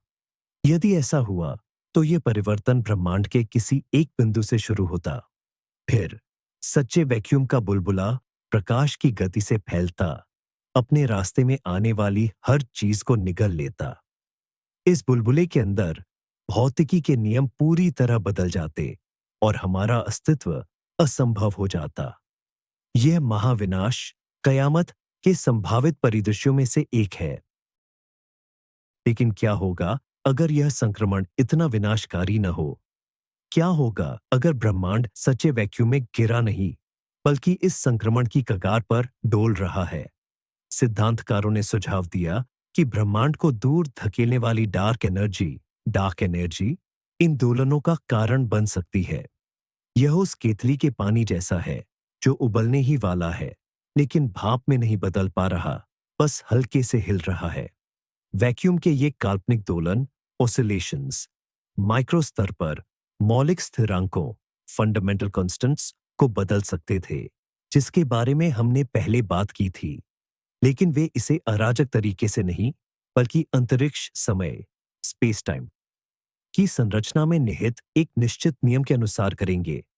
और यह नियम बहुत जटिल हो सकता है, जिससे वे फ्रैक्टल और फिबोनाची पैटर्न्स उत्पन्न होंगे, जिन्हें हम देख रहे हैं। वहीं एक खास तरह के तारे इन दोलनों के लिए बहुत संवेदनशील डिटेक्टर का काम कर सकते हैं। वे इनके साथ अनुनाद, रेजोनेंस में आते हैं और अपनी चमक बदल देते हैं। यह सिद्धांत सिग्नल की समकालिकता, पूरा ब्रह्मांड एक साथ डोल रहा है, चयनात्मकता, केवल कुछ तारे ही अनुनाद कर रहे हैं, और सिग्नल की जटिलता, तीनों को समझाता है। यह डरावने लगने वाले परग्रहीय संकेत को स्वयं ब्रह्मांड के भव्य संगीत में उसकी सांस में बदल देता है। लेकिन इस सिद्धांत का एक परेशान करने वाला पहलू भी है। यदि ब्रह्मांड चरण संक्रमण की कगार पर डोल रहा है, तो इसका मतलब है कि यह अस्थिर, अनस्टेबल है, और कोई गारंटी नहीं दे सकता कि किसी भी क्षण ये दोलन एक अपरिवर्तनीय, इरिवर्सिबल प्रक्रिया में न बदल जाए, जिससे हमारी दुनिया का अस्तित्व ही समाप्त हो जाए। ये घटना चाहे कृत्रिम हो या प्राकृतिक, इसने मानव जाति को ब्रह्मांड में अपनी जगह पर नए सिरे से सोचने के लिए मजबूर कर दिया है। अपने पूरे इतिहास में हम यही महसूस करते रहे हैं कि अंतरिक्ष कोसों दूर, निर्जीव और ज्यादातर शून्य है। ये हमारी सांसारिक जिंदगी का सिर्फ एक बैकग्राउंड था। हाँ, हमने तारों का अध्ययन किया, रॉकेट लॉन्च किए, लेकिन ये ऐसा था जैसे कोई व्यक्ति किनारे पर खड़े होकर समुद्र को देखता है। हमने कभी नहीं महसूस किया कि हम इसका हिस्सा हैं, लेकिन टिमटिमाते तारों की खोज ने इसे हमेशा के लिए बदल दिया। अंतरिक्ष अब केवल एक पृष्ठभूमि नहीं रहा, यह जीवंत, गतिशील और ऐसे रहस्यों से भरा हुआ निकला जो सीधे तौर पर हमसे जुड़े हैं। यह उस व्यक्ति जैसा है जो पूरी जिंदगी साउंड प्रूफ कमरे में रहा हो और अचानक दीवार के पार से संगीत सुन ले। दुनिया बड़ी, अधिक जटिल और कहीं कम अनुमानित हो गई है। इसने एक गहरा अस्तित्वगत बदलाव पैदा किया है। इस विशाल रहस्य के सामने हमारी पुरानी मान्यताएं, धर्म, राष्ट्रीय विचार, उपभोक्तावादी संस्कृति सब डगमगा गए। सीमाओं और संसाधनों पर बहस क्यों करें, जब हमारी पूरी सभ्यता इस ब्रह्मांडीय नाटक को देखने वाला महज एक धूल का कण है। इसने एक नए विश्व दृष्टिकोण को जन्म दिया है, जिसे हम 21वीं सदी का ब्रह्मांडवाद कह सकते हैं। लोगों ने विज्ञान, दर्शन शास्त्र और एक प्रजाति के रूप में मानवता के भविष्य में ज्यादा रुचि लेना शुरू कर दिया है। अंतरिक्ष यात्राओं में फिर से रुचि जागी है, लेकिन अब यह महाशक्तियों की होड़ नहीं, बल्कि एक आवश्यकता बन गई है। यह विचार कि हमें अन्य ग्रहों पर बसना चाहिए, अब केवल विज्ञान कथा लेखकों का सुंदर सपना नहीं रहा। इसे एकमात्र वास्तविक सुरक्षा कवच माना जाने लगा है, खासकर अगर हमारी दुनिया उतनी स्थिर न हो जितनी हमने सोची थी। या फिर सिग्नल भेजने वाले उतने भी दोस्ताना न हो। यह घटना एक उत्प्रेरक कैटलिस्ट बन गई है जो शायद मानव जाति को उसके गृहीय पालने से बाहर धकेल देगी और उसे वयस्क बनने के लिए मजबूर करेगी। इसने हमारे सामने एक आईना रख दिया है और उसमें हमने खुद को केवल पृथ्वी के निवासी के रूप में नहीं, बल्कि ब्रह्मांड के नागरिकों के रूप में देखा है, जिन्हें अभी इस विशाल और अजीब दुनिया में अपने अधिकार और कर्तव्यों को समझना बाकी है। जहां दार्शनिक ब्रह्मांड में मनुष्य के स्थान पर चिंतन कर रहे थे, वहीं इंजीनियर और प्रोग्रामर सबसे महत्वाकांक्षी परियोजना पर जुटे थे। एक ऐसा कृत्रिम बुद्धिमत्ता एआई बनाना जो उस रहस्यमय संकेत को समझ सके। अपनी तमाम प्रतिभा के बावजूद मानव मस्तिष्क डेटा के इतने विशाल और बहुआयामी प्रवाह का विश्लेषण करने के लिए बहुत धीमा और सीमित साबित हुआ। यह तय किया गया कि केवल अगली पीढ़ी का सेल्फ लर्निंग न्यूरल नेटवर्क ही उन छिपी हुई कड़ियों को खोज सकता है जहां इंसान को सिर्फ अराजकता, कैओस नजर आती है। दुनिया के सबसे बड़े सुपर कंप्यूटर केंद्रों में प्रोजेक्ट ओरेकल शुरू किया गया। इस सिस्टम में सभी टेलीस्कोप से प्राप्त हुए संपूर्ण डेटा को लॉड किया गया। साथ ही भौतिकी, गणित, भाषा विज्ञान, लिंग्विस्टिक्स, जीव विज्ञान, बायोलॉजी और यहां तक कि कला, आर्ट के क्षेत्र में मौजूदा हर मानवीय ज्ञान को भी इसमें डाल दिया गया। इसके पीछे विचार यह था कि एआई केवल गणितीय पैटर्न न खोजे, बल्कि उपमाओं, एनालॉजीज, रूपकों, मेटाफर्स और अंतर विषयक कनेक्शनों, इंटरडिसिप्लिनरी कनेक्शन को खोजने का प्रयास करे जो हमें रहस्य सुलझाने में मदद कर सके। कई महीनों तक ओरेकल शांत रहा, पेटाबाइट सूचनाओं को संसाधित, प्रोसेस करता रहा और फिर इसने परिणाम देना शुरू किया। ये परिणाम पहले के किसी भी अनुमान से कहीं ज्यादा चौंकाने वाले और अजीब थे। कृत्रिम बुद्धिमत्ता ने संकेत में एक नहीं, बल्कि एक दूसरे के भीतर समाहित, नेस्टेड कई सूचना संरचनाओं की खोज की। एक स्तर पर यह वास्तव में जटिल गणित था जो संभवतः भौतिकी के मूलभूत नियमों का वर्णन कर रहा था, जिनमें से कुछ नियम तो हमें ज्ञात भी नहीं थे। दूसरे स्तर पर संकेत की संरचना आश्चर्यजनक रूप से एक संगीत रचना, म्यूजिकल कंपोजिशन जैसी थी। उसमें सामंजस्य, हार्मनी, लय, रिदम्स और दोहराए जाने वाले विषय, थीम्स थे। लेकिन यह हमारी पृथ्वी के संगीत सिद्धांतों से बिल्कुल भिन्न सिद्धांतों पर आधारित थी। तीसरे स्तर पर एआई ने कुछ ऐसा पाया जिसे उसने आभासी जैविक कोड, क्वासी बायोलॉजिकल कोड के रूप में वर्गीकृत किया। ये ऐसी श्रृंखलाएं थीं जो जटिलता और सूचना घनत्व में जेनेटिक कोड से मिलती जुलती थीं, लेकिन उनसे कहीं ज्यादा परिष्कृत, कॉम्प्लेक्स थीं। और सबसे महत्वपूर्ण बात यह थी कि ये सभी स्तर आपस में जुड़े हुए थे। गणितीय सूत्र संगीत की सद्भाव, हार्मनी को निर्धारित कर रहे थे और संगीत बदले में जैविक जानकारी को एनकोड कर रहा था। यह एक बहुआयामी भाषा जैसा था, जहां एक ही संदेश को एक वैज्ञानिक ग्रंथ, साइंटिफिक ट्रीटाइज, एक सिम्फनी या जीवन के निर्माण के लिए एक निर्देश, इंस्ट्रक्शन के रूप में पढ़ा जा सकता था। इस खोज का मतलब था कि हम एक ऐसे बुद्धिमान अस्तित्व, इंटेलिजेंस से संपर्क में थे जिसके लिए विज्ञान, कला और जीवन स्वयं अलग-अलग क्षेत्र नहीं है, बल्कि एक एकल, अविभाज्य, इंडिविजिबल इकाई है। और उन्हें समझने के लिए हमें संभवतः अपनी सोच के पूरे ढांचे को बदलना होगा। आर्टिफिशियल इंटेलिजेंस ओरेकल से प्राप्त नतीजों को सार्वजनिक किया गया और इसने एक नई बहस छेड़ दी है। यह बहुपरत संरचना, मल्टीलेयर्ड स्ट्रक्चर, आखिर क्या दर्शाती है? सबसे लोकप्रिय व्याख्याओं में से एक को ब्रह्मांडीय जीनोम परिकल्पना, यूनिवर्सल जीनोम हाइपोथेसिस नाम दिया गया है। इसके अनुसार इस सिग्नल में ब्रह्मांड के जीवन की संपूर्ण जानकारी समाहित है, जो एक तरह से सृष्टि का मूल कोड, सोर्स कोड है। गणितीय स्तर, मैथमेटिकल लेवल, उन भौतिक नियमों का वर्णन करता है जो जीवन के अस्तित्व के लिए आवश्यक है। संगीत स्तर, म्यूजिकल लेवल, संभवतः विकासवादी प्रक्रियाओं, एवोल्यूशनरी प्रोसेसेस, उनकी लय और सामंजस्य का विवरण है। और जैविक कोड, बायोलॉजिकल कोड, स्वयं जीवन का कार्यक्रम है, जिसमें शायद अन्य ग्रहों पर मौजूद जीवन के विभिन्न स्वरूपों के उदाहरण भी शामिल हैं। यदि यह परिकल्पना सही है, तो यह मानवता के लिए सबसे बड़ा उपहार है, जिसकी हम कल्पना भी नहीं कर सकते। यह हमारे हर सवाल का जवाब है। यह वह कुंजी है जिससे हम समझ सकते हैं कि जीवन की शुरुआत कैसे हुई, यह कैसे विकसित होता है, और शायद इसे कृत्रिम रूप से कैसे बनाया जाए। यह हमें ग्रहों को रहने लायक बनाने, टेराफॉर्मिंग, सभी बीमारियों का इलाज करने और यहां तक कि अमृतत्व, इमोर्टैलिटी प्राप्त करने की तकनीक दे सकता है। लेकिन किसी भी महान उपहार की तरह इसमें भी एक बड़ा खतरा छिपा है। क्या होगा यदि हम अनुभवहीन प्रोग्रामर की तरह इस मूल कोड को पूरी तरह से समझे बिना इसका उपयोग करने का प्रयास करें?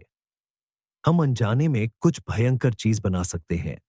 एक अनियंत्रित वायरस या जीवन का एक ऐसा आक्रामक रूप जो हमारे अपने जीवमंडल, बायोस्फीयर को ही नष्ट कर दे।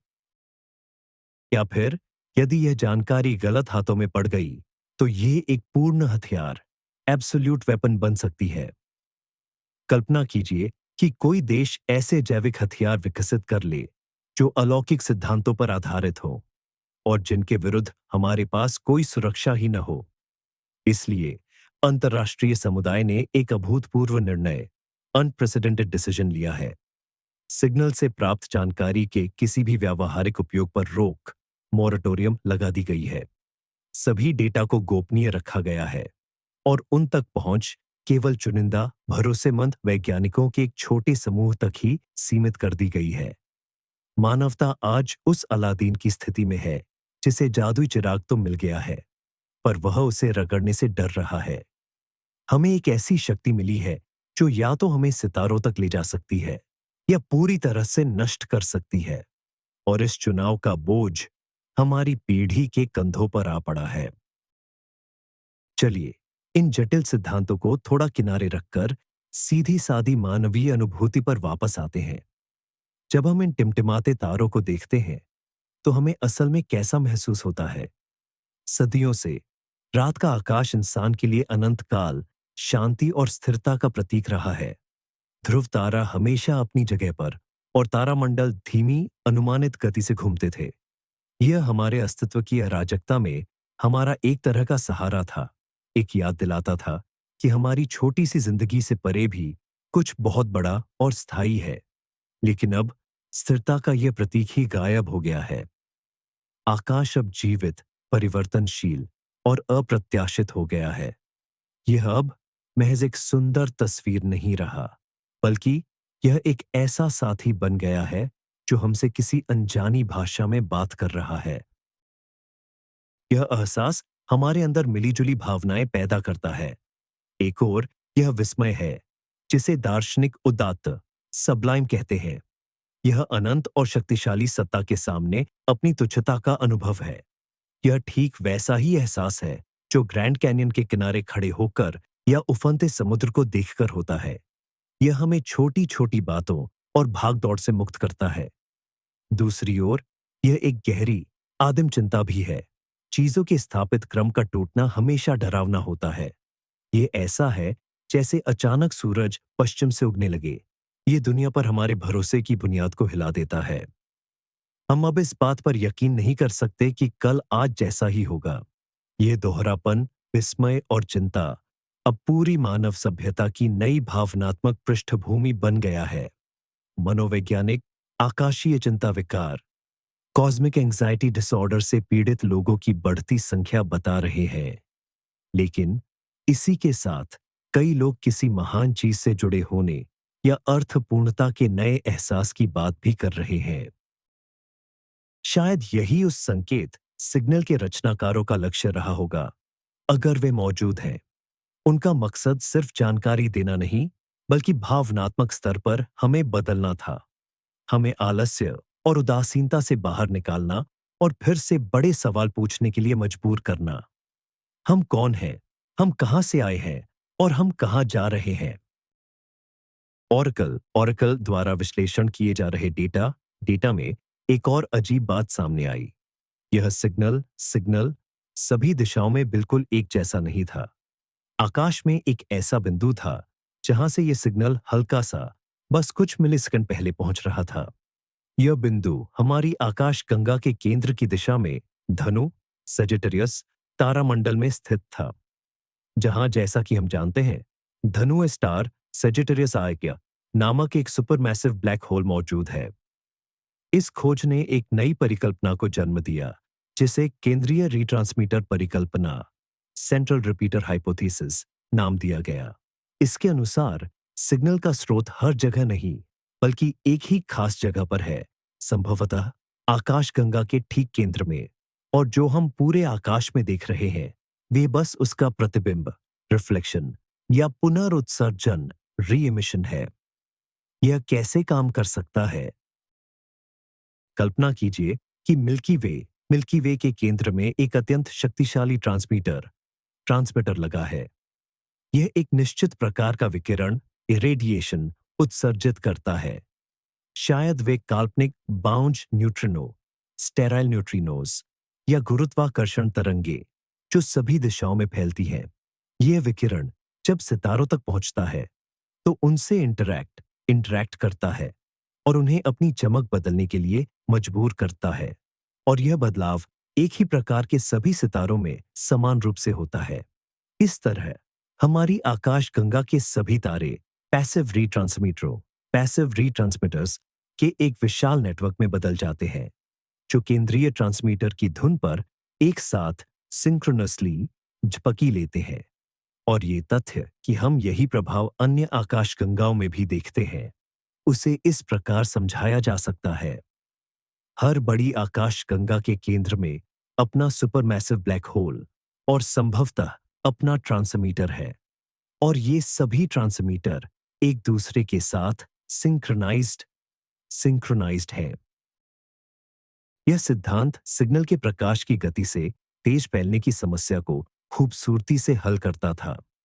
सिग्नल को प्रकाश से तेज गति से यात्रा करने की जरूरत नहीं है, बस ये जरूरी है कि सभी ट्रांसमीटर एक ही समय पर चालू हों, जो संभव है अगर उन्हें बहुत पहले ही बनाकर प्रोग्राम कर दिया गया हो। इस परिकल्पना ने डीएनए की होलोग्राम छवि को भी एक नया अर्थ दिया। हो सकता है यह सिर्फ एक तस्वीर न हो बल्कि भेजने वाले का पता एड्रेस हो। हमें आकाशगंगा के केंद्र में खोजो, तुम्हारे जैसे जीवन के पास। यह एक निमंत्रण जैसा था, लेकिन यह निमंत्रण आकाशगंगा की सबसे खतरनाक और अराजक जगह पर आने का था, सीधे उस दानव के करीब जो सितारों को निगल जाता है। आकाशगंगा के केंद्र में ट्रांसमीटर की परिकल्पना बहुत रोमांचक थी, लेकिन इसे साबित कैसे किया जाए? हमारी आकाशगंगा यानी मिल्की वे के केंद्र को सीधे देखना बेहद मुश्किल है। वह हमसे अंतरतारकीय धूल और गैस के घने बादलों से छिपा हुआ है जो दृश्य प्रकाश को गुजरने नहीं देते। हम इसका अध्ययन केवल रेडियो, इंफ्रारेड और एक्सरे तरंगदैर्ध्य में ही कर सकते हैं। इसके बावजूद जितने भी रेडियो टेलीस्कोप उपलब्ध थे उन्हें तुरंत सैजिटेरियस ए स्टार नामक ब्लैक होल के आसपास के क्षेत्र में मोड़ दिया गया। वैज्ञानिकों को कुछ भी असामान्य चीज की तलाश थी, अजीब रेडियो स्रोत, ऊर्जा के नियमित विस्फोट या फिर गुरुत्वाकर्षण में अजीब उतार चढ़ाव, और शुरू में उन्हें कुछ नहीं मिला। आकाशगंगा का केंद्र हमेशा की तरह ही शोरगुल वाला और अराजक बना रहा, लेकिन फिर जब ऑरेकल नाम के न्यूरल नेटवर्क की मदद से डेटा का विश्लेषण किया गया तो एक बहुत छोटा पर निर्णायक सुराग मिला। इस विशालकाय ब्लैक होल के चारों ओर कुछ तारे बहुत लंबी और खींची हुई कक्षाओं में घूमते हैं। उनके मूवमेंट का अवलोकन लंबे समय से ब्लैक होल के द्रव्यमान को सटीक रूप से मापने के लिए किया जाता रहा है। ऑरेकल ने पाया कि इन तारों में से एक, जिसे S2 के नाम से जाना जाता है, उसकी गति में छोटे छोटे लेकिन नियमित विचलन है। वे विचलन जो सामान्य सापेक्षता के सिद्धांत द्वारा बताए गए मार्ग से अलग थे। ये विचलन इतने छोटे थे कि ये माप की सटीकता की अंतिम सीमा पर थे, लेकिन वे थे, और उनका समय अंतराल ठीक उसी ब्रह्मांडीय सिग्नल के स्पंदन काल से मेल खा रहा था। यह एक अप्रत्यक्ष पर बहुत ही शक्तिशाली प्रमाण था। ब्लैक होल के पास मौजूद कोई चीज इस तारे पर अतिरिक्त प्रभाव डाल रही थी। यह ब्लैक होल के चारों ओर घूम रहे किसी अदृश्य पिंड का गुरुत्वाकर्षण हो सकता था। पर किसका? गणनाओं से पता चला कि इस वस्तु का द्रव्यमान बहुत विशाल होना चाहिए। यह बृहस्पति के द्रव्यमान से कई गुना ज्यादा था, मगर यह किसी भी तरंग दैर्ध्य में कोई विकिरण नहीं छोड़ रहा था। यह एक अदृश्य, अति सघन और विशालकाय वस्तु थी। हो सकता है यही वो ट्रांसमीटर हो, या कम से कम उसका कोई हिस्सा। इस खोज ने उत्साह की एक नई लहर पैदा कर दी। यह रहस्य अब ब्रह्मांडीय और अमूर्त नहीं रहा। अब हमारे पास उसका एक ठोस पता था। अब मानव जाति का एक लक्ष्य था, आकाशगंगा के केंद्र तक पहुंचना और सब कुछ अपनी आंखों से देखना। यह एक ऐसा कार्य है जिसमें शायद हजारों साल लग जाएंगे, और ऐसी तकनीकें चाहिए जिनका हम केवल सपना ही देख सकते हैं। लेकिन अब हम जानते थे कि हमें कहाँ जाना है। एक पल के लिए कल्पना कीजिए कि भविष्य की मानव सभ्यता ने यह अविश्वसनीय यात्रा सफलतापूर्वक पूरी कर ली है। आकाशगंगा के केंद्र में प्रकाश को निगलने वाले उस काले छेद के पास उन्हें क्या मिल सकता है? इसके कई परिदृश्य हो सकते हैं, और हर एक किसी विज्ञान फंतासी उपन्यास के लिए एकदम सही है। हो सकता है कि उन्हें वहां एक विशाल कृत्रिम ढांचा, मेगा स्ट्रक्चर मिले जो ब्लैक होल को घेरे हुए हो, या डायसन स्फीयर जैसा कुछ हो सकता है, लेकिन किसी तारे के बजाय गुरुत्वाकर्षण के कुएं के चारों ओर बनाया गया हो। ऐसा ढांचा ब्लैक होल में पदार्थ के गिरने से निकलने वाली अपार ऊर्जा का उपयोग अपने उद्देश्यों के लिए कर सकता है। और वह रहस्यमय ट्रांसमीटर जिसकी हम बात कर रहे हैं, शायद इसकी कई विशेषताओं में से केवल एक ही हो। इस मेगा स्ट्रक्चर का निर्माण किसने किया होगा? शायद यह किसी प्राचीन विलुप्त हो चुकी सभ्यता की विरासत हो, जिसने हमारे स्मारकों की तरह इस स्वचालित प्रकाश स्तंभ, ऑटोमेटिक बीकन को पीछे छोड़ दिया हो। वे लाखों साल पहले गायब हो गए होंगे, लेकिन उनकी रचना आज भी काम कर रही है। अनंत काल तक यह संदेश भेज रही है कि वे कभी अस्तित्व में थे। एक दूसरा, कहीं ज्यादा चिंताजनक परिदृश्य यह है कि यह कोई संरचना नहीं, बल्कि एक जीव है। क्या होगा यदि ब्रह्मांड में बुद्धिमत्ता केवल जैविक, बायोलॉजिकल रूप ही नहीं, बल्कि पूरी तरह से भिन्न रूप भी ले सकती है? उदाहरण के लिए, एक प्लाज्मा या गुरुत्वाकर्षण आधारित चेतना जो ब्लैक होल के एक्रीशन डिस्क की चरम स्थितियों में भी जीवित रहने में सक्षम हो। शुद्ध ऊर्जा या मुड़े हुए अंतरिक्ष से बने ऐसे प्राणी के लिए तारों की चमक में हेरफेर करना शायद संवाद, कम्युनिकेशन का उतना ही स्वाभाविक तरीका हो जितना हमारे लिए बोलना है। ऐसे दिमाग से मिलना जीवन की हमारी वर्तमान समझ के लिए एक वास्तविक परीक्षा होगी। एक तीसरा, सबसे ज्यादा गूढ़ मेटाफिजिकल विकल्प भी है। हो सकता है कि केंद्र में कोई वस्तु या प्राणी न हो, बल्कि यह वास्तविकता, रियलिटी की एक गांठ हो, एक ऐसा बिंदु जहां हमारा ब्रह्मांड अन्य आयामों या अन्य ब्रह्मांडों को छूता है। और जो संकेत हमें मिल रहा है वह किसी का संदेश नहीं है, बल्कि यह सृष्टि के दूसरी तरफ से रिसकर हमारी दुनिया में आती हुई एक तरह की गूंज है। इस स्थिति में आकाशगंगा के केंद्र तक की यात्रा केवल अंतरिक्ष में ही नहीं, बल्कि हमारी अपनी वास्तविकता की सीमाओं से परे की यात्रा होगी। इनमें से कौन सा संस्करण सत्य साबित होगा, हम नहीं जानते, लेकिन ऐसे लक्ष्य, ऐसी महान पहेली का होना ही हमारी सभ्यता के विकास को हजारों साल आगे बढ़ाने की क्षमता रखता है। वैज्ञानिक तो दूर के भविष्य की योजनाएं बना रहे थे, लेकिन राजनेता और सेना का ध्यान कहीं ज्यादा जरूरी और तात्कालिक मसलों पर था। आकाशगंगा के केंद्र में संभावित सिग्नल स्रोत की खोज ने भू राजनीतिक परिदृश्य को पूरी तरह से बदल दिया। अब अंतरिक्ष महज वैज्ञानिक खोजों और वाणिज्यिक उपग्रहों की जगह नहीं रहा। ये पहली और सबसे महत्वपूर्ण रणनीतिक सीमा बन गया था। एक नई अंतरिक्ष दौड़ शुरू हो गई थी, लेकिन इस बार यह केवल दो महाशक्तियों के बीच नहीं थी, बल्कि उन सभी देशों के बीच थी जिनके पास अंतरिक्ष प्रौद्योगिकी थी। इस दौड़ का उद्देश्य केवल चांद या मंगल तक पहुंचना नहीं था, बल्कि ऐसी तकनीकें विकसित करना था जो पृथ्वी को बाहरी संभावित खतरे से सुरक्षित कर सके, साथ ही भविष्य के संपर्क में निर्णायक बढ़त दिला सके। नई ग्रह रक्षा प्रणालियां विकसित की जा रही थीं, जो न केवल क्षुद्र ग्रहों को भटका सके, बल्कि काल्पनिक शत्रुतापूर्ण अंतरिक्ष यानों को भी नष्ट कर सके। आकाश गंगा के केंद्र पर पहले से कहीं ज्यादा विवरण के साथ निगरानी रखने में सक्षम नए प्रकार के दूरबीन बनाए जा रहे थे।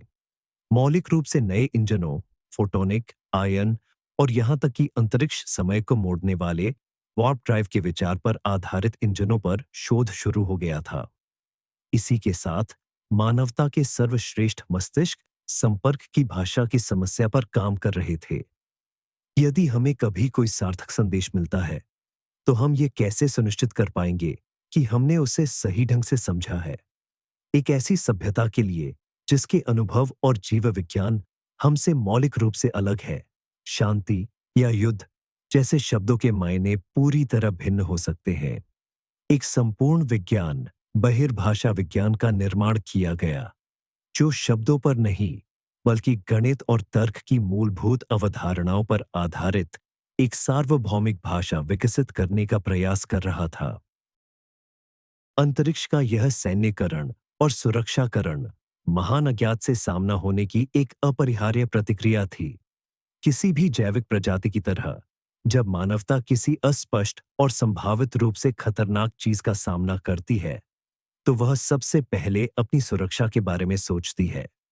लेकिन कई लोगों को डर था कि एक काल्पनिक दुश्मन के साथ युद्ध की तैयारी करते हुए हम शांतिपूर्ण संवाद और अपने इतिहास की सबसे बड़ी खोज का अवसर गंवा सकते हैं।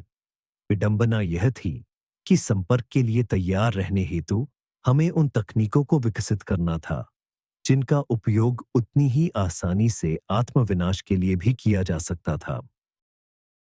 विशाल सरकारी परियोजनाओं और सैन्य कार्यक्रमों की छाया में एक और आंदोलन ने जन्म लिया, जो कहीं अधिक शांत था, मगर उसका महत्व जरा भी कम नहीं था।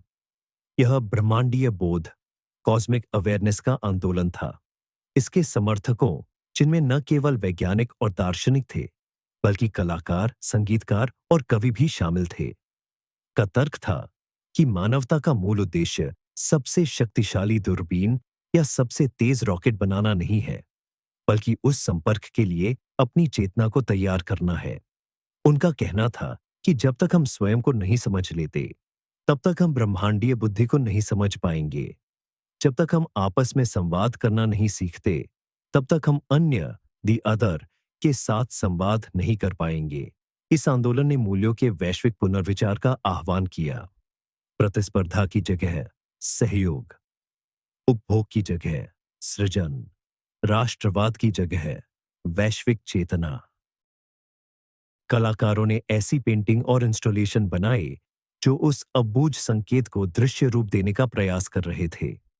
संगीतकारों ने तारों के स्पंदनों में पाए गए गणितीय प्रारूपों को आधार बनाकर सिम्फनी लिखी।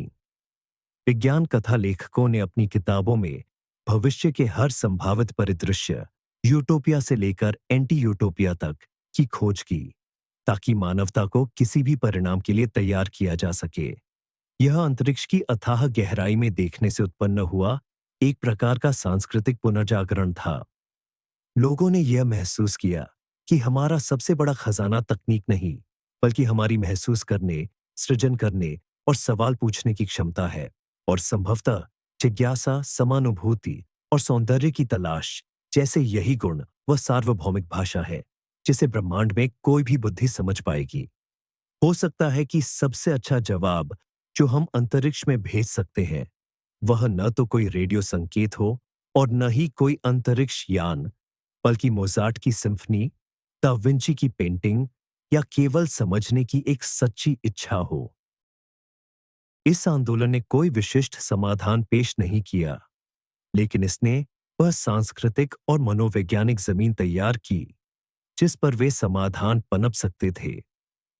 यह हमें याद दिलाता था कि सितारों की ओर बढ़ने से पहले हमें अपने घर और अपनी आत्मा के भीतर व्यवस्था स्थापित करनी होगी।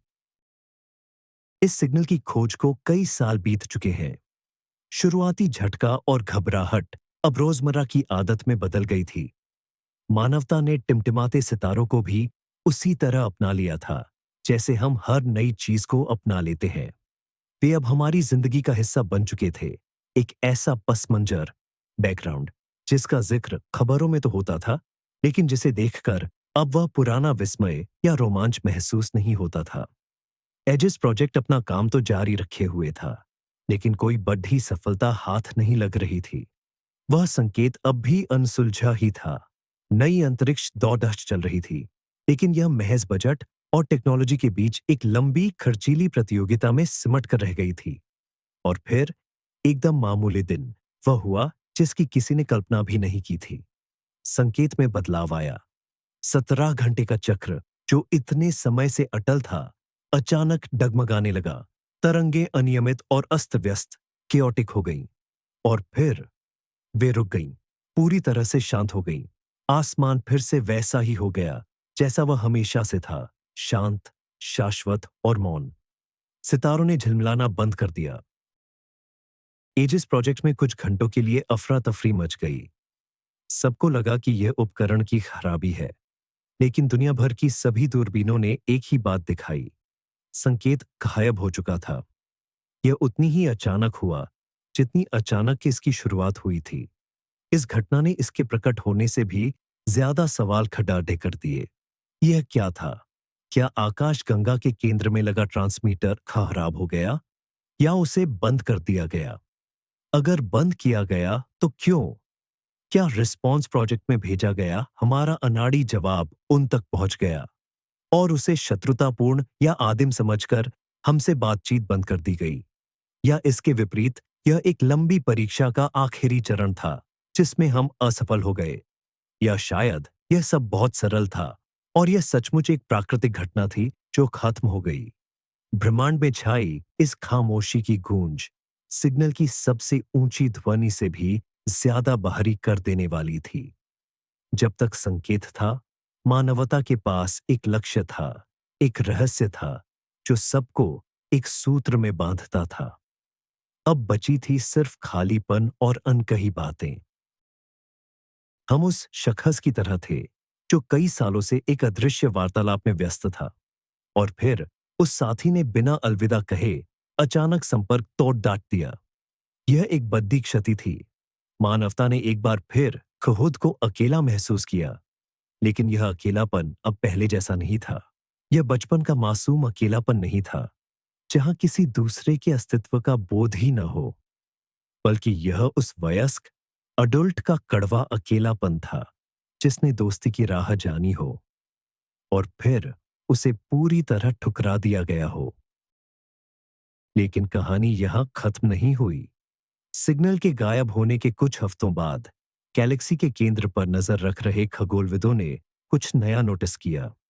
उस क्षेत्र से जहां स्रोत होने का अनुमान था, किसी चीज का एक ही अविश्वसनीय रूप से शक्तिशाली और संकीर्ण केंद्रित आवेग निकला।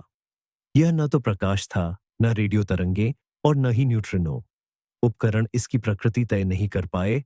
उन्होंने बस अंतरिक्ष समय स्पेस टाइम के एक क्षणिक विरूपण को रिकॉर्ड किया, और यह आवेग ठीक, एकदम सटीक तरीके से हमारे सौर मंडल की ओर निर्देशित था। यह प्रकाश की गति से यात्रा कर रहा था।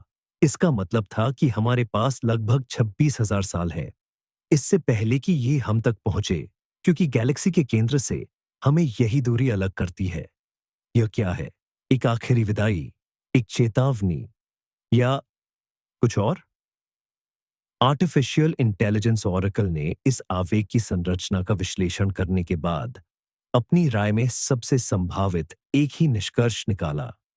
यह जानकारी का एक पैकेट था, अविश्वसनीय रूप से सघन रूप से पैक किया हुआ। और ऐसा लगता है कि इसमें वही निर्देश, वही ब्रह्मांडीय जीनोम शामिल था जिसे पहले वैश्विक सिग्नल में एन्क्रिप्ट किया गया था, लेकिन अब यह संपीड़ित और केंद्रित रूप में था।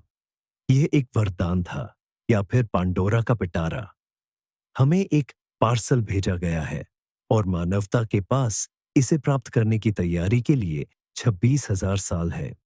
यह समय सीमा, जो इंसानी जीवन के हिसाब से बहुत बड़ी है, ब्रह्मांडीय पैमानों पर महज एक पल है। यह हमारे सामने एक बिल्कुल नई चुनौती पेश करती है। हमें इस दौरान सिर्फ एक प्रजाति के रूप में जीवित नहीं रहना है। हमें अपने ज्ञान को संरक्षित करना होगा, उसे बढ़ाना होगा और सैकड़ों पीढ़ियों तक आगे पहुंचाना होगा। हमें एक ऐसी सभ्यता का निर्माण करना होगा जो इस उपहार को प्राप्त करने के लायक हो और बुद्धिमानी से इसका उपयोग करने में सक्षम हो। यह हमारे इतिहास की सबसे बड़ी चुनौती है। अब हमारे पास सिर्फ एक रहस्य नहीं है, बल्कि एक निश्चित लक्ष्य और एक तय समय सीमा है। 26,000 साल। घड़ी चल पड़ी है। मानवता का भाग्य, उसका भविष्य। क्या हम एक गैलेक्टिक सभ्यता बनेंगे या उस पार्सल को खोले बिना ही गायब हो जाएंगे? अब सिर्फ हम पर निर्भर करता है। इस बात पर कि क्या हम अपने मतभेदों, अपने लालच और अपनी मूर्खता को पार कर पाते हैं। इस बात पर कि क्या हम एक ऐसा एकजुट मानव समाज बन सकते हैं जो भविष्य की ओर देख रहा हो। और देखिए, हम आज यहाँ हैं, इस लंबी यात्रा के ठीक आरंभ पर। आज हमारे लिए इस कहानी का क्या महत्व है? इसका मतलब ये है कि हम सबसे अद्भुत दौर में जी रहे हैं। हम वह पीढ़ी हैं जिसने सबसे पहले जाना कि हम इस ब्रह्मांड में अकेले नहीं हैं। हम वह पीढ़ी हैं जिसे 26,000 साल लंबी राह पर पहला कदम रखने का जिम्मा सौंपा गया है। यह जिम्मेदारी शायद डराने वाली लगे, पर यही हमारे जीवन को एक अविश्वसनीय अर्थ, एक गहरा मर्म भी देती है। हमारा हर कार्य, हर वैज्ञानिक खोज, कला की हर रचना, दया और सहयोग का हर छोटा सा प्रयास, ये सब उस महान भविष्य के लिए एक छोटा सा योगदान है जो हमारी आने वाली पीढ़ियों की प्रतीक्षा कर रहा है। हम उस विशाल संरचना की नींव रख रहे हैं जिसे बनने में हजारों साल लगेंगे। हम ऐसे पेड़ लगा रहे हैं जिनकी छांव में शायद हम कभी आराम न कर पाएंगे, पर हम ऐसा करते हैं क्योंकि हमें भविष्य पर विश्वास है। टिमटिमाते तारों के रहस्य ने, भले ही वह अब सुलझ गया हो, हमारे लिए एक महान विरासत छोड़ी है, आशा और एक लक्ष्य। इसने हमें याद दिलाया कि ब्रह्मांड अनंत रूप से जटिल और सुंदर है और इसमें सबसे मनमोहक चीज जवाब ढूंढना नहीं, बल्कि स्वयं ज्ञान अर्जित करने की प्रक्रिया है। इसने दर्शाया कि आकाशगंगा के दूर दराज के कोने में खोई हुई एक छोटी सी सभ्यता भी किसी महान चीज का हिस्सा हो सकती है। और अब जब हम दोबारा शांत मौन रात के आसमान की ओर देखते हैं, तो हम इसे अलग नजरिए से देखते हैं। हम जानते हैं कि यह खामोशी बस अस्थाई है। उस गहराई में कोई संदेश हमारी प्रतीक्षा कर रहा है और कहीं दूर आकाशगंगा के केंद्र में शायद कोई हमारे जवाब का इंतजार कर रहा हो। हमें अभी भी बहुत लंबी यात्रा तय करनी है, पर मानव जाति लंबी राहों से कभी नहीं डरी है। आखिरकार यही रास्ते तो हमें सितारों तक ले जाते हैं। इसलिए आइए हम ऊपर देखना जारी रखें, सवाल पूछते रहे और सपने देखते रहे, क्योंकि हमारी यह अंतरिक्षीय यात्रा अभी बस शुरू ही हुई है। तो सबसे बड़ी पहेली के पीछे चला हमारा यह लंबा सफर अब अपने अंजाम तक पहुंच रहा है। हमने शुरुआत की थी एक सरल मगर असंभव से लगने वाले तथ्य से कि पूरे ब्रह्मांड के तारे एक साथ टिमटिमाने लगे थे। हमने वैज्ञानिक खोज के हर चरण को पार किया, इनकार, सरल स्पष्टीकरण खोजने की कोशिश और फिर सबसे असाधारण परिकल्पनाओं को स्वीकार करना। हमने देखा कि इस रहस्य ने हमारे समाज, विज्ञान और दर्शन को कैसे बदल दिया। हम उस विचार से रूबरू हुए जहां एक इतना प्राचीन और शक्तिशाली मस्तिष्क है जो तारों का उपयोग अपने संदेश में अक्षरों की तरह कर सकता है। हम समझ से परे की खाई में झांके गणित, संगीत और स्वयं जीवन पर आधारित भाषा को समझने की कोशिश करते रहे और अंततः हम एक और भी बड़े रहस्य के साथ खड़े हैं। वह संदेश जो हजारों वर्षों से हमारी ओर यात्रा कर रहा है। इस कहानी का कोई अंत नहीं है। हम और आप इसके पहले अध्यायों में से एक में जी रहे हैं। आगे क्या होगा, यह केवल हमारी आने वाली पीढ़ियों पर ही नहीं, बल्कि हम पर भी निर्भर करता है। आज हम अपनी सभ्यता की नींव में कौन से मूल्य स्थापित करते हैं? इस कहानी का मुख्य सबक शायद यही है कि ब्रह्मांड हमारी कल्पना से कहीं ज्यादा अजीब और अद्भुत जगह है। और सबसे जरूरी बात यह है कि हमें इस विचित्रता से डरना नहीं है, बल्कि जिज्ञासा और खुले दिल से इसका स्वागत करना है। मेरे साथ इतना समय बिताने और इस शाश्वत विषय पर विचार करने के लिए धन्यवाद। मुझे उम्मीद है कि इस कहानी ने आपको आराम करने और शांतिपूर्ण नींद के लिए तैयार होने में मदद की होगी। अगर आपको यह चर्चा पसंद आई है, तो कृपया चैनल को सब्सक्राइब करें, लाइक करें और बेल आइकॉन दबाएं, ताकि आप हमारी अगली यात्राएं न चूकें। और अब, इससे पहले कि आप पूरी तरह से सो जाइए, मैं आपसे एक सवाल पूछना चाहता हूं। कल्पना कीजिए कि वह संदेश कल ही पृथ्वी पर पहुंचता है और उसमें केवल एक ही वाक्य हो जिसे हम समझ सकें। आप उस संदेश में कौन सा वाक्य पढ़ना चाहेंगे? अपना जवाब कमेंट्स में जरूर लिखें। मुझे यह जानने में बहुत दिलचस्पी होगी कि आपके सपने क्या हैं। शुभ रात्रि और आपको स्पष्ट, सुंदर सपने आइए।